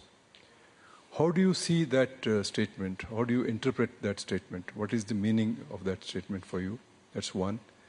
Secondly, if you could also tell us, in this concept of Eurasian security, what role do you see for India? And thirdly, in this changed geopolitical environment, and you also mentioned about the importance of civilizations, civilizational values, Russia being a civilization state, India being a civilization state. What are the areas in which, new areas in which India and Russia can work together? Thank you very much. India is our natural partner and ally for decades. It has been so for decades, and I think everyone knows fully well what kind of role was played by the Soviet Union and Russia in India acquiring its independence, the way we supported the Indian nation for decades. Throughout that time, we've built a unique, in its quality and level of trust relations with the Indian nation, and I can say it directly, in this case, and the way we feel and the way we understand coming from our Indian friends, there is an overall national consensus about the development of relations with Russia, with our country. And using this basis, we're developing our relations with India in all dimensions. That applies to the economy. It's showing good growth rate in different dimensions as well. For example, in energy, we're prepared. Besides oil supply, and the supply has increased manifold to the Indian market. But we can talk about possible LNG supply. We're working in nuclear energy very actively. We're building nuclear power plants in India. We have tremendous respect for the idea of Prime Minister Modi. Make in India, his call to make in India, and we're prepared to invest in that. Take energy, for example. One of the largest foreign investments of $20 billion is the Russian investment. We're prepared to increase it in the same vein. Naturally, now we need to think about new technologies, and we're prepared to do that. At the last meeting, His Excellency Prime Minister noted that Indian producers of agri-produce tremendously need a greater increase in fertilizers. We have done that, and we are prepared to increase our supply. I mean the needs of Indian agricultural sector. There are other needs as well. India is a great country, the largest in terms of population, 1.5 billion people. Additional growth of 10 million per year. It is growing very quickly. It is leading in economic growth among major economies, 7.4% GDP growth per year, I think. And India is one of those countries whose growth would be greater than even well-developing countries of today. Therefore, our vision of what and how and in what spheres and at what speed of development in our relations, it is all proceeding from the reality of today. And the reality is that our cooperation is increasing manifold. Maybe our trade is not as high as with China, but it's almost $60 billion at 58 and something. And it's increasing every year. This year, over the past 9 months of this year, we see the same trend. As for solving most acute crises, we are very thankful and we have great respect for the ideas of His Excellency Prime Minister Modi. He expresses his concerns about conflicts in Ukraine as well, and he proposes his ideas how to settle the conflicts. Naturally, we keep abreast of these proposals, and naturally we're not only thankful to His Excellency for his attention to these issues and for his proposals as well, for the fact what he's doing in this regard. In general, I think that our relations with India, we're developing at a high rate, and we have every reason to believe that using the groundwork that we have laid before will show even greater rate of development than today. Incidentally, and it is traditionally known that we have good relations in security and military and technical cooperation. Look at how much Russian equipment is in Indian Army. We have high level of trust in this sphere. We're not simply selling to India. We're not simply selling our armaments, but we're developing weapon systems together. Brahmos system is very well known. We have made it that could be used in 3 spheres, in sea, in air, and on land. Everyone knows that fully well. There are no questions there, and it causes no irritation, but it testifies to the high level of trust and cooperation. Will continue in the same vein, and I hope that will be in the near future and in the far future as well. Can I ask questions now? Are we close to midnight? Yes. And we're still here. Okay. You can go ahead and choose. At the very back of this sector, I see a hand, but I don't see who's raising it. A lady there, closest to you? No. Over there. Raise your hand, please. Over there. Thank you.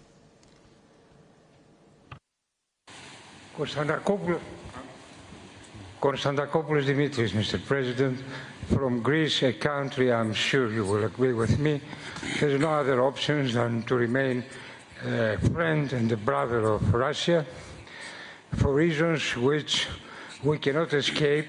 They are inside our deepest cultural and historical identity. My question is the following one. 40 years ago, both the European welfare Keynesian capitalism and the Soviet hyper-centralized system have collapsed.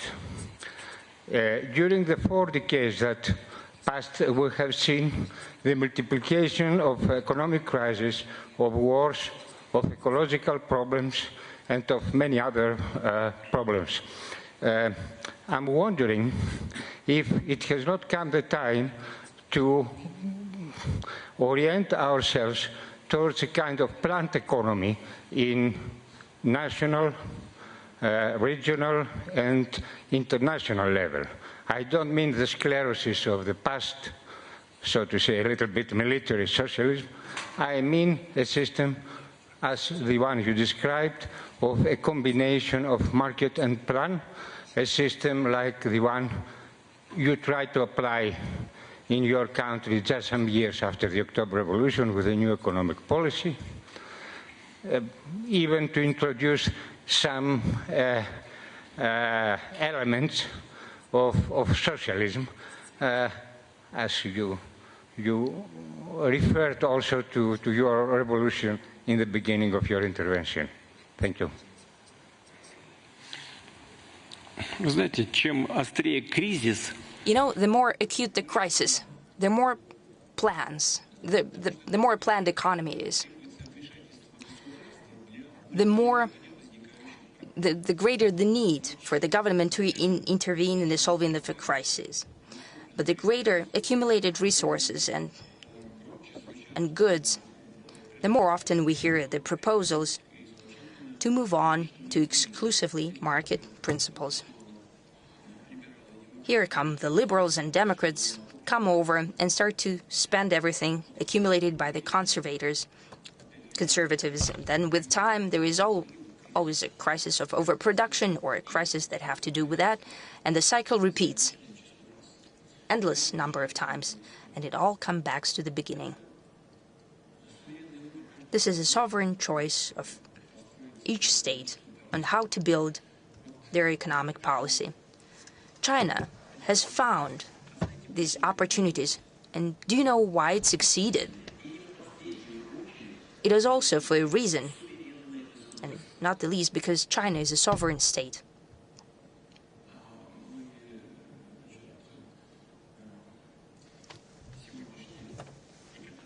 And many of today's economies,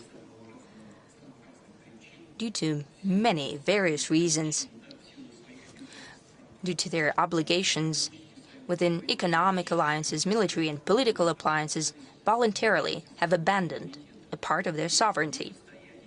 And they are incapable of making decisions in economy and in ensuring their security. I'm not appealing to anyone or calling anyone to anything, but I'm simply responding to your question. Yes, possibly, at a certain point in time, the presence of drama or a national currency would be reasonable, because you can adjust through inflation at least certain social processes and get rid of social tension, and not to shift all of the burdens of economic development on the shoulders of the population. Back in the day, Greece made a different decision. It redistributed itself to be regulated through a common currency and economic decisions in Brussels. This is not our matter. This is a sovereign choice of the Greek state. What to do in these conditions is hard for me to say, but as some of my friends and colleagues from the EU told me, I still have some, the Brussels makes more decisions that are obligatory, that it was used to be done by the Supreme Council of the USSR during the Soviet times. There are advantages and disadvantages, but it's not our matter. I tried to answer to your question. I don't know whether I succeeded. I don't know whether it's enough for you or not. That's what I think. Thank you. Yes, please go ahead. Over here. Yes, you will have the mic to you. Thank you very much, Mr. President, especially since I'm the first woman to take part in today's discussion. I wanted to say that quite recently, starting with 2023, the African agenda became the Valdai agenda. It's very important, because what's being discussed in Valdai is important not only for intellectuals and experts, but for all of our country. It is very symbolic that one day after we finish our work, we'll kick off the first ministerial conference of Russia and Africa in Sochi as well. At the BRICS press conference, you said that Africa, together with Southeast Asia, is one of the global growth centers. And it is clear that there is a great fight for the sympathies of the African population. They have great attitude towards Russia, though in the 90s it is believed that Russia left Africa. When you cross the border, you're being asked, where do you come from? And you say, I'm from Russia.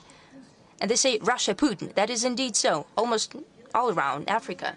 And I think it has to do with the fact that Russia, unlike the West, that used to plunder those nations for their own benefit, ensured political and economic sovereignty of the African states and stood at the origins of African economic space and humanitarian space as well. But in terms of competition, China, India, and all players, and even Turkey and countries of the Persian Gulf and Iran, Russia needs to find its niche where it would be best for Africans. We, as experts, also have our proposals, what we need to pay attention to. But you have held dozens of negotiations with African leaders and multiple with many leaders. During those negotiations, was there one promising dimension that everyone would be talking about, that every African leader mentioned? Thank you. You know, African continent is tremendous in size, and the level of economic development and security situation is very different. I can agree with you that we have no contradiction basically with any African country. And the level of trust and liking towards each other is very high, primarily due to the fact that in the history of our relations with the African continent, there was never even a shadow of a trouble. We never exploited the African nations.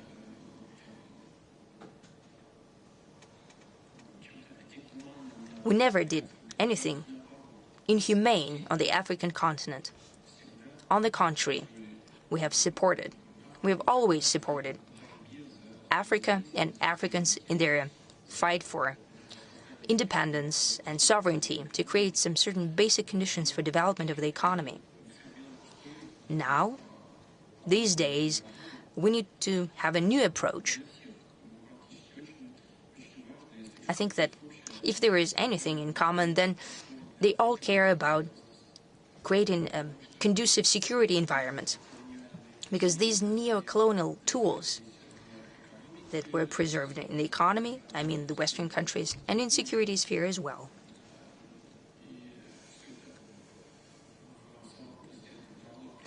And together, that gave a certain advantage and the possibility to use these neo-colonial tools.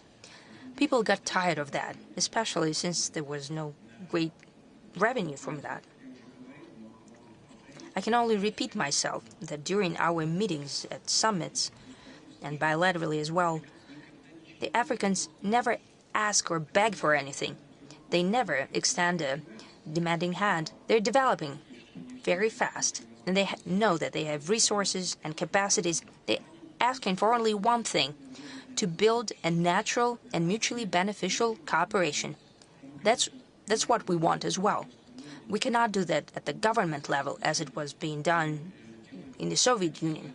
What we're trying to do is to create conditions for the work of our leading companies, especially since the investment potential of our companies is very high. It is indeed very high. We can possibly invest hundreds of millions of dollars. This is not an exaggeration.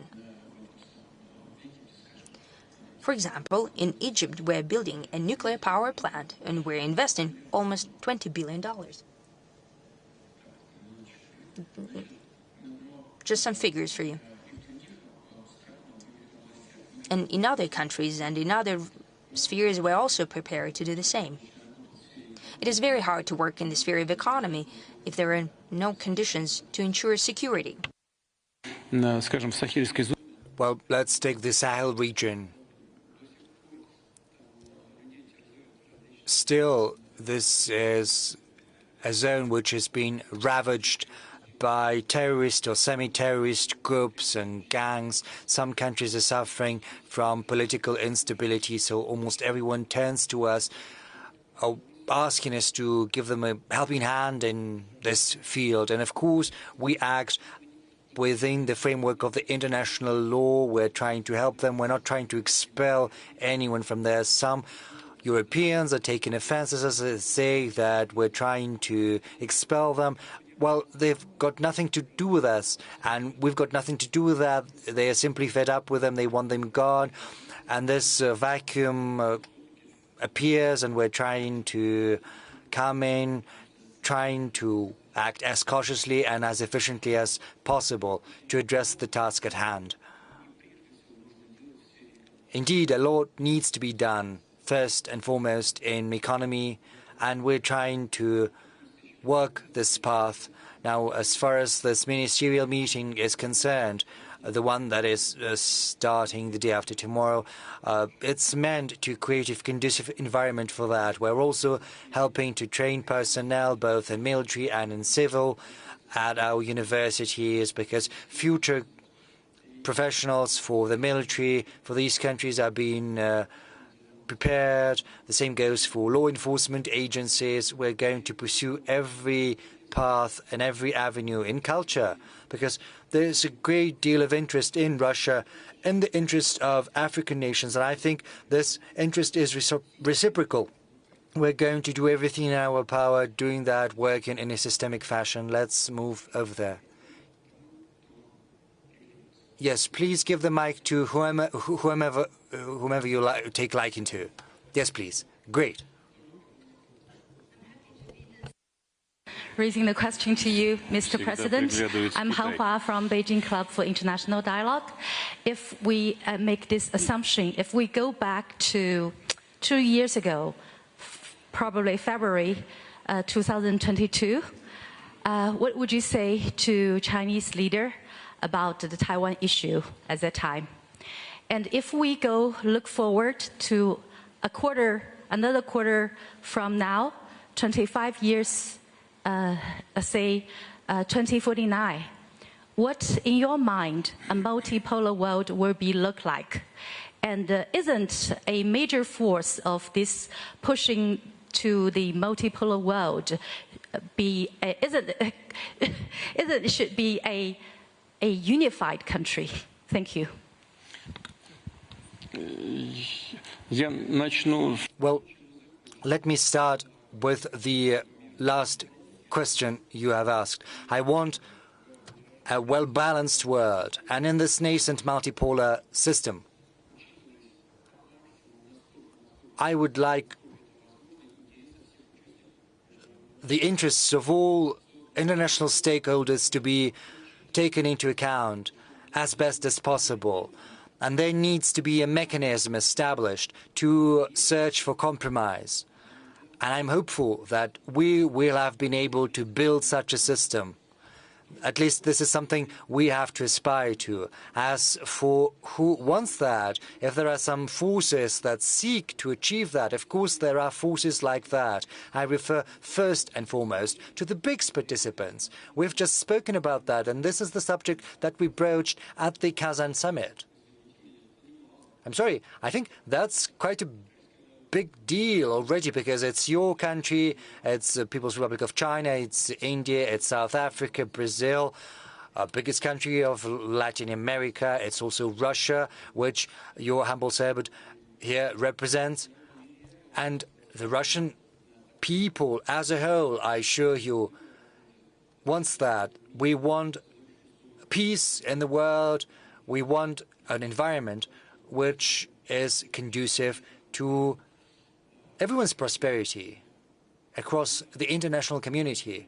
So there's no way for me to forecast what the world is going to look like, but this is something we need to aspire to. Yes, please. Please stand up. Yes, over to you. Mr. President, thank you for your in-depth analysis, for your responses to the questions we've posed. You said that sometimes it's difficult to talk about means and military means. My question is about that. Yes, please speak into the mic. My question is precisely about that.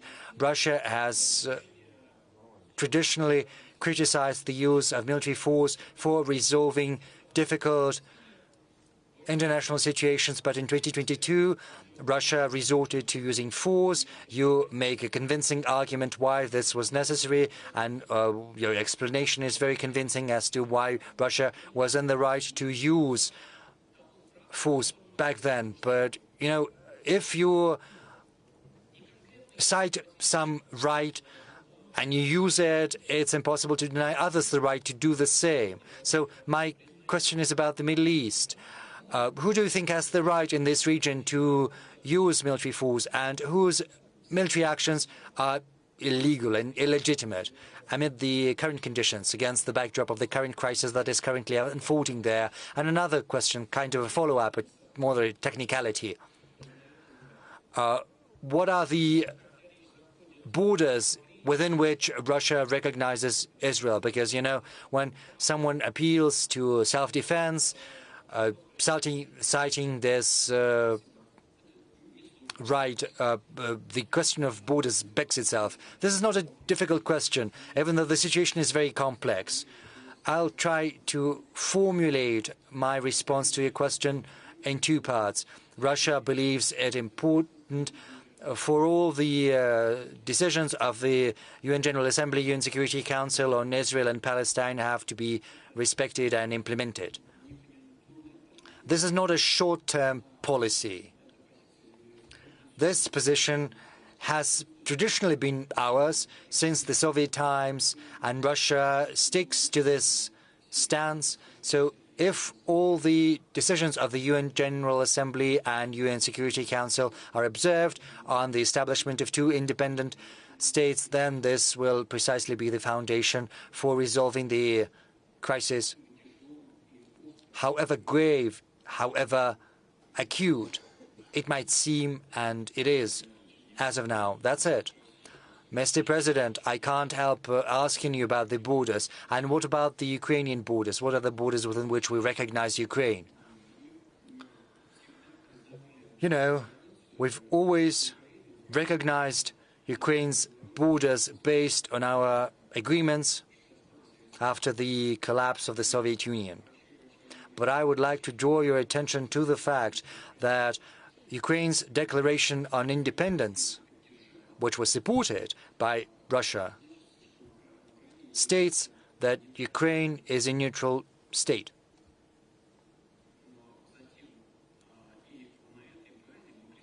And based on that, we recognized Ukraine's borders. But subsequently, as is known, the Ukrainian leadership amended the basic law of the country, declaring its intention to accede to NATO, and this is not what we had agreed upon. That's the first thing. Secondly, we have never supported any kind of coup d'etat wherever they take place, nor do we support the coup d'etat that transpired in Ukraine. We understand and support people who disagreed with that coup d'etat, and we recognize their right to defend their interests. On multiple occasions, I have had a discussion with the UN Secretary General, and it's an open secret. I do not think he'll take an issue with me. He supports those who say that we have violated the norms and principles of the international law as well as the UN Charter, that we were the ones to initiate the hostilities in Ukraine. I said that in the past, but I'll take this opportunity to reiterate the rationale behind our actions once again. Just look here. In compliance with Article 1 of the UN Charter, every nation has the right to self-determination, as far as I remember. Then those who live in the Crimea and in the southeast of Ukraine who disagreed with the coup d'etat because it was an illegal anti-constitutional act, they had the right to self-determination. Is that the case? Yes, it is. The ICJ made a ruling with regard to Kosovo, analyzing the situation around Kosovo, saying and stipulating that if a territory declares an independence, then it is under no obligation to ask for the authorization from the central authorities of the country which this territory is to be part of when independence has been declared. Is that the case? Yes, it is, because that is the ruling passed by the International Court of Justice of the United Nations. So these territories, including Novorossiya and Donbass, had the right to make a decision on their sovereignty. This is absolutely in line with international law and the UN Charter. If that is the case, then we had the right to enter into an intergovernmental treaty with these entities. Is that the case? Is that so? Yes, it is. Did we do that? Yes, we did. These treaties included articles on mutual aid. We ratified these treaties, and then these newly established states asked us for assistance under the treaties we had entered into and we had ratified. We were under obligation to help them. We tried to put an end to the hostilities that the Kiev authorities had unleashed back in 2014. They did not start any kind of aggression or intervention. What we're trying to do is put an end to this aggression. The UNSG listened to all of that. He was nodding in silence, and he said, "Yes, all right, but still, you're the one who attacked." And I'm not joking. This is almost exactly what he said. But there is no rational answer to that. There is a chain of logical reasoning. Where is the error? What is wrong that I said? When did we violate the international law on the UN Charter? There's no error or violation. And if that is the case, then Ukraine's border should be in line with the sovereign decisions made by the people who live in those territories that we call our historical territories. So it depends on the dynamics of the current events. Mr. President, if we get back to the first link in your chain of reasoning, do we understand if there is neutrality, then we could talk about borders?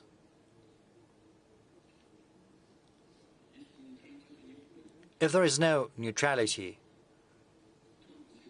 then it's difficult to imagine any kind of good neighborly relations between Russia and Ukraine. Why is that? Because that would mean that Ukraine would be constantly used as a tool in someone else's hands, to the detriment of Russia's interests. So basically, the basic conditions for normalizing relations would not be there, and the situation could take an unpredictable turn. We would very much like to avoid that. Quite the contrary. What we want is building an environment for durable settlement. We want Ukraine to be a truly independent sovereign state rather than being a tool in the hands of some third nations used by them to further their own interests. Let's have a look at what's currently happening at the line of contact, or in the Kursk region. They entered Kursk region, and they're suffering terrible losses. These losses are more within the 3 months than they suffered over the 2023 as a whole, more than 30,000. They lost fewer tanks, around 200. Last year, they lost 240. So they simply have fewer tanks, they use them less frequently, and that's why the losses are somewhat fewer. But why are they suffering such losses? Because they have an order from the ocean to cling on at any price to this part of land before the election, to demonstrate that all the efforts of the Democratic Party administration with regard to Ukraine had not been in vain. So you have to cling on at any price to these territories. And this is the price they have to pay. And I think this is a terrible tragedy for the Ukrainian people as well as for the Ukrainian armed forces. And these orders are not dictated by the military logic. Rather, these decisions are dictated by political motives. Right now, there are certain parts of the front line, say Kupiansk direction. I don't know whether the military spoke about that. There are two pockets of Ukrainian armed forces that have been encircled. In one pocket, they have been encircled, and they are blocked against part of the reservoir. Around 5,000 people and another are on the same. They have been encircled. They're trying to build pontoon bridges, but they've been eliminated. As far as the other part of the front line is concerned, where the center group of armed forces is acting, there are two pockets in encirclement, and soon there's going to be a third one. The military, the Ukrainian military, see all of that, but the decisions are made at a political level, and which is not in the interests of the Ukrainian nation or the Ukrainian people. If it continues like that endlessly, then it won't lead to favorable conditions for the re-establishment of peace, calm, and good neighborliness and cooperation on a durable basis. Even though this is precisely what we should be striving to achieve, that is what Russia needs to achieve, and that is why we're open to peace talks, not on some on the basis of some made-up notions based on wishful thinking. We have to act based on the realities that we see, and also on the basis of agreements that had been achieved in Istanbul. Of course, on the basis, but taking into account the realities of today. And this should not be a truce or a ceasefire that is going to last half an hour or 6 months until their stockpiles of munitions have been replenished. No, we have to achieve a settlement that is going to be within the interests of our two nations, which are brotherly nations, however muddled that might seem amid the current rhetoric in the Ukrainian-Russian relations. This is our stance. It's clear, it's well understood, and this is the path we're going to pursue. Mr. President, it's 11 hours, 18 minutes, so it's time to wrap up. Maybe just some quick questions, and then we'll wrap up. Yes, please. Okay. Algeria, please.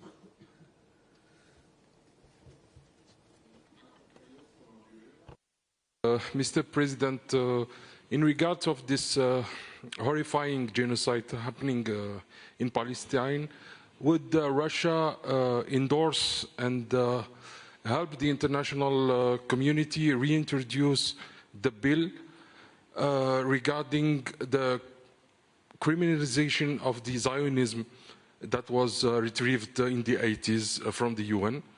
And second thing, Mr. President, you mentioned in the Olympic Games the case of the female boxers. I think we all know here that it's about the Algerian one, and it's a lady. Her father says it's a lady. Our society is a very conservative one, and this would never happen. Anyway, thank you. You know, if she's a woman, God gave her health and new sports achievements. Then I didn't speak about her, but I was saying that the situation is impossible. Well, someone declares himself a woman and then competes against women, though, please forgive me, though external sex signs tell us a different story. But some sports theorists are saying that indeed it has nothing to do with. Well, if a person declared himself to be a woman, then it's just so simple. They can go ahead. It may come to anything then. That's number one. Now, number two, about Zionism. I understand, and I've spoken about it multiple times. I was saying that every action should be commensurate to the threat and to what's happening on the other side. Then we naturally condemn all kinds of, all manifestations of terrorism, and the attack on Israel was such a manifestation on the 7th of October. That's when it happened. But the response should be commensurate. What we need to strive for right now is to bring to a minimum, to a zero, the suffering of the Palestinian people.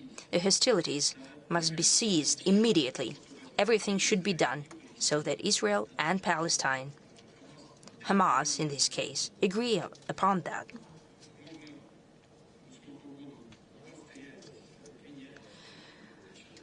You can pick a fight, you can condemn, you can lay blame. Anything is possible, but right now, most important thing is to discontinue hostilities. Israel is conducting hostilities there, and it seems that they've run out of space to fight, but they continue. The military units of Hamas are still fighting. How long can that last? On the south of Lebanon, 63,000, that's the group we believe is standing there. They've entered the southern part of Lebanon, but the main group is still standing on the border. We shouldn't bring it to a tragedy there. We need to find paths toward finding a mutually acceptable solutions. The question is, could they be? Are they possible? Is it doable? I think it is. I think it is doable, however strange it may seem. We even have our own ideas about that. And we even try to talk to all the stakeholders and participants of the conflict. We're trying to probe what could be possible and admissible for everyone. In essence, we could see the light at the end of the tunnel, a glimmer of it. That's what we all should think about right now. I believe it is possible. However naive it may sound, but it is possible. We're constantly in touch with all of the participants. If not every day, then every week.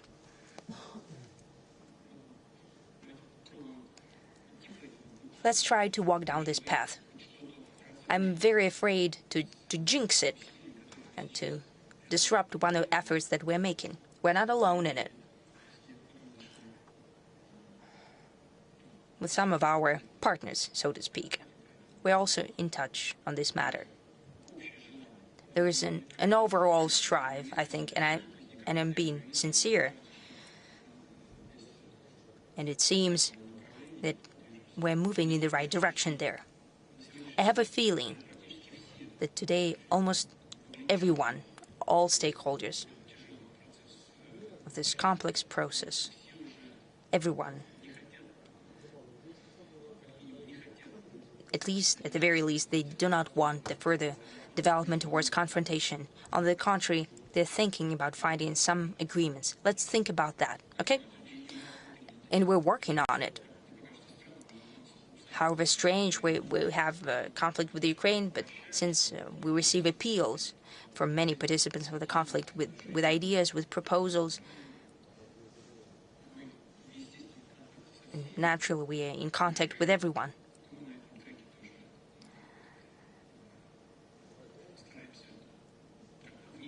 We also try to make our input to be very precise and careful about that. You used to have very good personal relations with President Netanyahu. Are they still intact? I try not to ruin anything, only to improve everything. But the current conditions are very peculiar. Needless to say, they have an impact on everything, including on our relations. I used to have good relations with Macron as well. I used to talk to Scholz as well, but at some time they thought that it's unnecessary. But well, I had good normal relations with Trump as well. I don't know whether he wants to talk or not. I was in good relations with Biden. We've met with him in Switzerland, and when he spoke on the phone, we joked and laughed.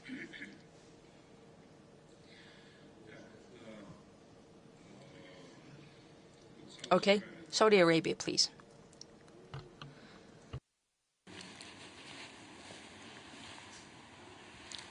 I'm happy to see you, Mr. President. It is mutual. Your speech in this audience brings along the memories of your Munich conference speech in 2007. Indeed, the world order stopped being unipolar. We now have three great powers: the US, Russia, and China. It seems that these countries will compete against each other. A hot war between them is unlikely, because each of them have weapons of mass destruction.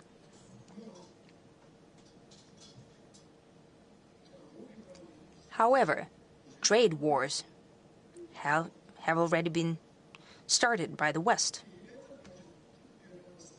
and that might evolve into financial wars. Therefore, my question, Mr. President, is Russia prepared for such evolution of events, especially if these wars are long-term?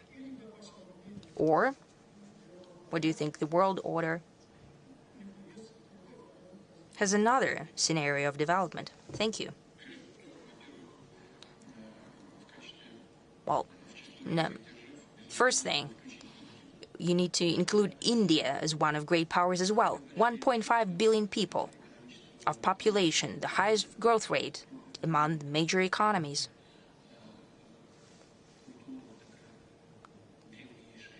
Ancient culture and so on, and the future, good future for growth. There are other fast-developing countries that naturally will be among those states that have great influence on the current policy on global development and on the future of humankind as well. Look what's happening with Indonesia, 300 million. And look at some African countries. Saudi Arabia is also playing a very big role in global energy. This single point is quite enough. One movement, one word of the Crown Prince is enough to have an impact on global energy markets.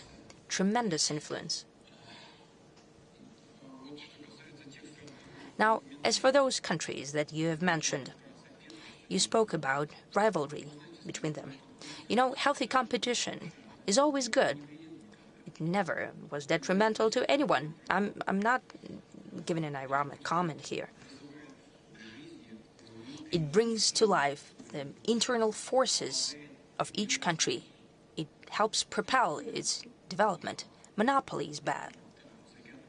But over the pond, they say that there is just one good case of monopoly, when the monopoly is good, when its own monopoly. But it's a joke, because that's also bad. It undermines the core, the internal energy of growth for those who have the control over the monopoly. So there is nothing bad here. The thing is that this natural competition should not evolve into an aggression of one country against another. Most importantly, that the agreements elaborated and agreed upon by all stakeholders, the rules that they have agreed upon, not that someone invented, these rules must be observed so that these limitations and sanctions that we're calling illegitimate, that are not used and applied as a tool for competition. Why am I calling them illegitimate? Because they run counter to international norms. For example, WTO. That's why they're illegitimate. That is an apparent thing. They're being politicized and later used for competitive advantage. Introduction of sanctions against Russia or against China quite often bounce back on those who use them. The US and China have a tremendous volume of economic cooperation. Well, sanctions were applied against China. What's next? Possibly they shot themselves in the foot. Look at Europe. They're limiting some Chinese goods. They introduce certain blocks Europeans have recognized themselves. There were two sources: cheap energy from Russia and cheap goods of consumer market from China. So what will happen next? If they cut off one thing, they voluntarily turned off our energy resources, relatively cheap, and now we see that it's balancing on recession.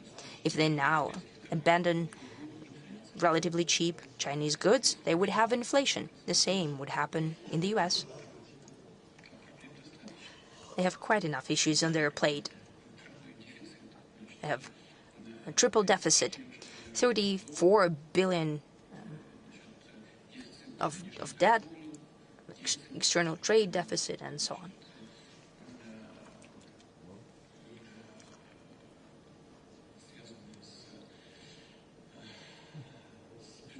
They have budget deficit.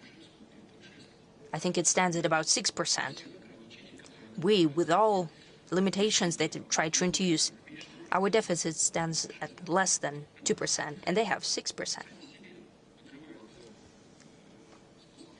They undermine their own development and their institutions for development. Therefore, healthy competition, yes, it's only natural and possible. Using illegal tools for competitive advantage is bad, and it will be to the detriment of those who use it. And I hope that this awareness will sink in at a healthy political level, and we'll have a possibility to agree on everything. And the way to do it is what I've mentioned in my speech. Let's wrap it up because it'll be running too late. Okay, let's wrap it up. But I'm a philologist by my education. Okay. I'm quite a German studies person. No, I'm not a German study, but I'm a lawyer. You really troubled me by saying that you're forgetting the German language. Well, I'm not using it. You have to use it as a musical instrument every day. Well, I'm losing vocabulary. Can I give the floor to Mr. Koppel? He's the main representative of the German language here. Roger Koppel from Switzerland, please. Please, but this is Swiss German. Mr. President, that was a very impressive, outstanding evening. I've never seen a leader of your stature communicating on this level so long, so late in the evening. Congratulations. It's fantastic. However, I want to challenge your term collective West. Probably I'm considered to be part of the collective West. I don't consider myself to be part of any collective. And I don't see a collective West. What I see is a group of politicians with increasing problems. We see governments hanging in the ropes. We see a leadership crisis. I had a summit meeting organized in Vienna with former Chancellor Schröder and Prime Minister Orban. Chancellor Schröder was the last guardian of strategic autonomy of Europe, as you well know. And it was interesting because I could see there was a huge interest in these kind of events. And I see there are rather seismic changes about in Europe. The landscape is changing. And this is where I allow a slight criticism of you. With great power comes great responsibility. And I think you're neglecting the communication to the wider public in Western Europe, in older Europe, in the German-speaking part of Europe, because you as a person, as a president, as a politician with your country, you're an extremely important topic in politics. And if you would communicate, if you would encourage these people, this could have an effect without interfering in elections, but it would have an effect in helping to bring about changes that many people want in Europe. And my question is, do you share this view, and would you be willing to give interviews to independent journalists without naming some present here? Thank you very much for your answer. You know this journalist.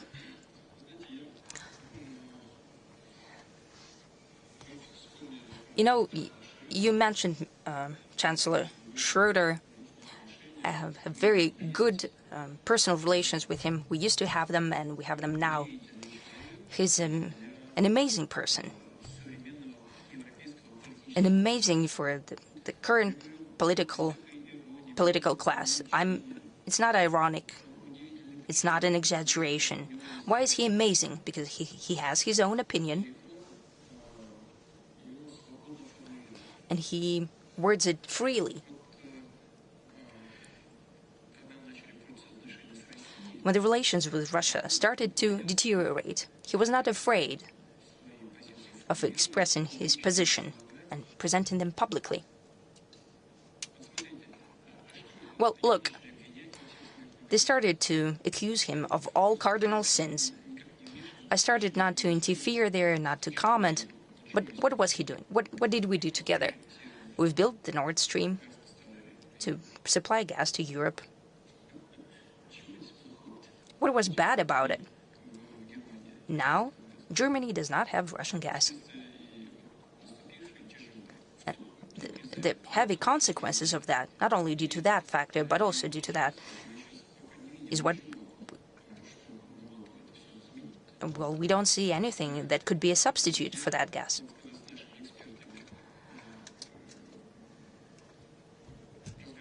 When I speak to my experts, well, it's not what I'm saying. I'm just repeating the words of the experts.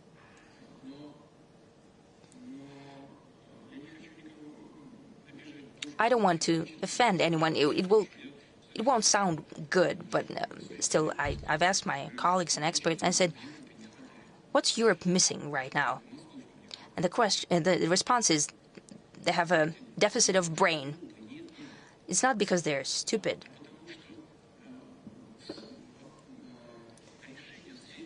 It's because the decisions in economic sphere are made by politicians who have nothing to do with economy.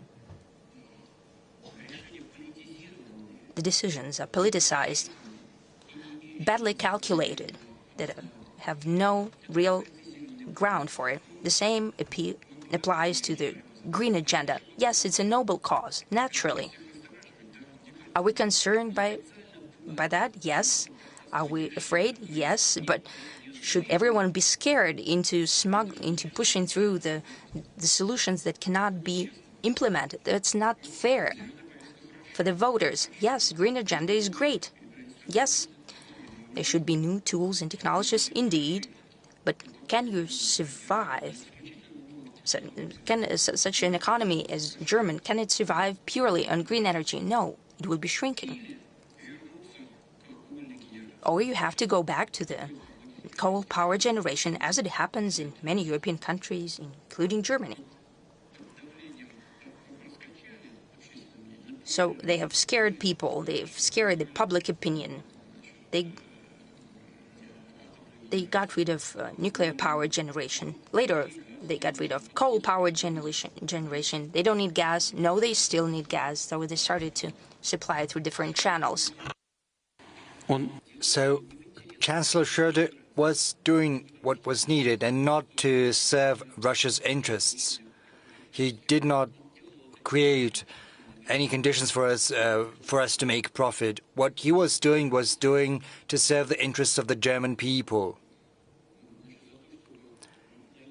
He was fighting to ensure the best terms possible for the supply of gas, for the building of the infrastructure, and judging by what is happening in the German economy after these opportunities have been lost. He was very good at his job. We can see, so it's no longer there, and right now see what they have lost. He was doing what was needed to be done. He did take decisions that were widely unpopular in terms of internal politics. He put his political career at a risk, and he did that deliberately when unpopular decisions had to be taken to curb the social spending. But economically, that was a sound plan. He knew that would have negative political consequences for his career, and yet he did it anyway. He's a person who took decisions not in his own interests, but to serve the interests of Germany. And he did the same in foreign policies. Let's remember the developments in Iraq. He was against the American intervention in Iraq, and he spoke about that publicly, just as Jacques Chirac, much to the displeasure of those who thought differently and those who gave the orders from across the ocean. In the end, he got chased out. He's a person with integrity and also a consistent person. People like that are not numerous. They do exist in Europe, but, you know, very few, just a handful. You know, one hand will be enough, you know, to count them on your fingers. But I think, that said, these processes will still continue to happen in Europe because people can see what is happening in real life. They can see a growing gap between the ruling elite that are forced to be guided by some external interests due to different reasons. I'll be very cautious in formulating that, and the rest. And, you know, the number of politically, domestically oriented political forces is going to grow.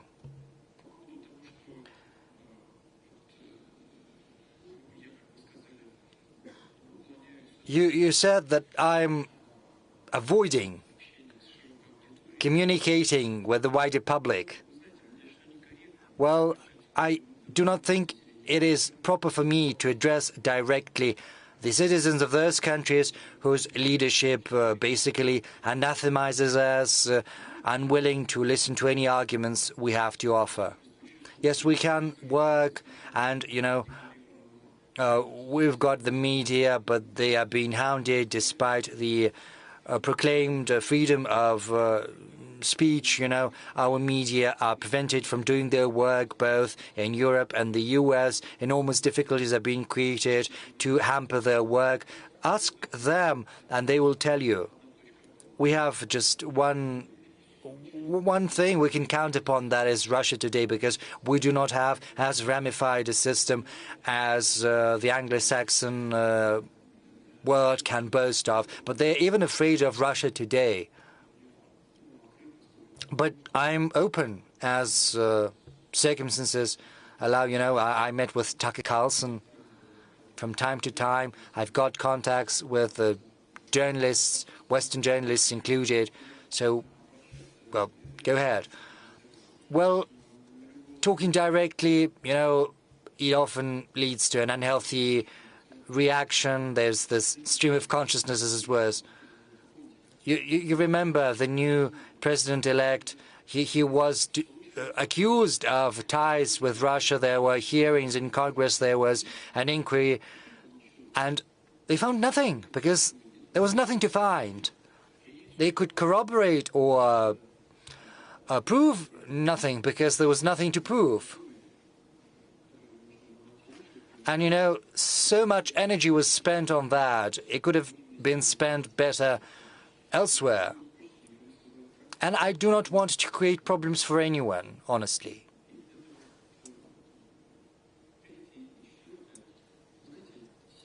So third and fourth, I can tell you that all internal political processes have to stay inside respective countries.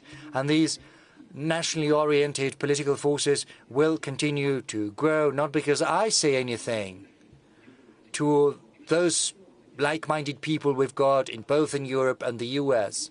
No, this is going to happen because these are the natural laws of internal development.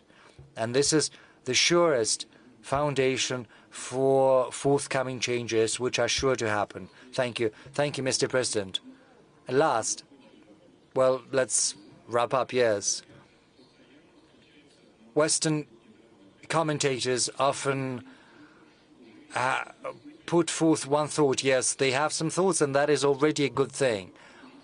So it's a thought from those who are more positively minded. They say okay, it's impossible to agree on anything with Putin, but Putin is going to leave at a certain point in time, and then they will have to come to an agreement with Russia and reintegrate it because Russia is going to get back on the previous path. Well, I can tell you that Russia is following a path of its own, and I hope that it'll continue along the path of pursuing its national interests. Of course, Russia has to be reintegrated. This is something we've never refused to do. But I would hate for Russia to get back to the path it had been pursuing before 2022, which was, as I said in my speech, a path which was basically accompanied by a creeping and surreptitious intervention against Russia, intervention that was aimed at subjugating Russia to serving someone else's interests. Russia cannot exist in such a subservient state, serving someone else's interests. I can say that our rank-and-file citizens, first and foremost, have come to realize that once they understood what our geopolitical opponents were trying to do to us. You know, the whole logic of the current developments demonstrates one thing to us. People have come to realize what was happening, what they were trying to do to us, even though on the surface it was looking great. They were patting us patronizingly on the shoulder. And I think that explains this incredible consolidation of Russian society. It's because people have come to realize what our national interests are, and these interests are about reinforcing our sovereignty and independence. You know, during our presidential electoral campaign, I didn't have time to follow everything, but I did turn on a TV set, and there was a foreign journalist, I think, I do not remember where from. This journalist approached a man in Belgrade region, just a man in the street. You can ask, you can search for that in the archives. And he asks the question, where are you going? To the pole, but it's dangerous because, you know, there are UAVs, drones that can fly to the pole and you can get injured. Why are you going to the pole? Are you not afraid? And the response, the reply was very simple. He's in his 30s or 40s. He said, I'm Russian. And then he turned away and he went back to his business. And I think any Russian citizen could say that, regardless of where they hail from the Volga region, you know, because we've got more than 190 different peoples from the north of Russia, from the northern Caucasus. You know, all of these developments, all of these events have brought our society to an unprecedented level of consolidation, as well as to an unprecedented level of understanding what our sovereignty is and how much is at stake, because sovereignty is a sine qua non for Russia's development. Thank you. Thank you, Mr. President.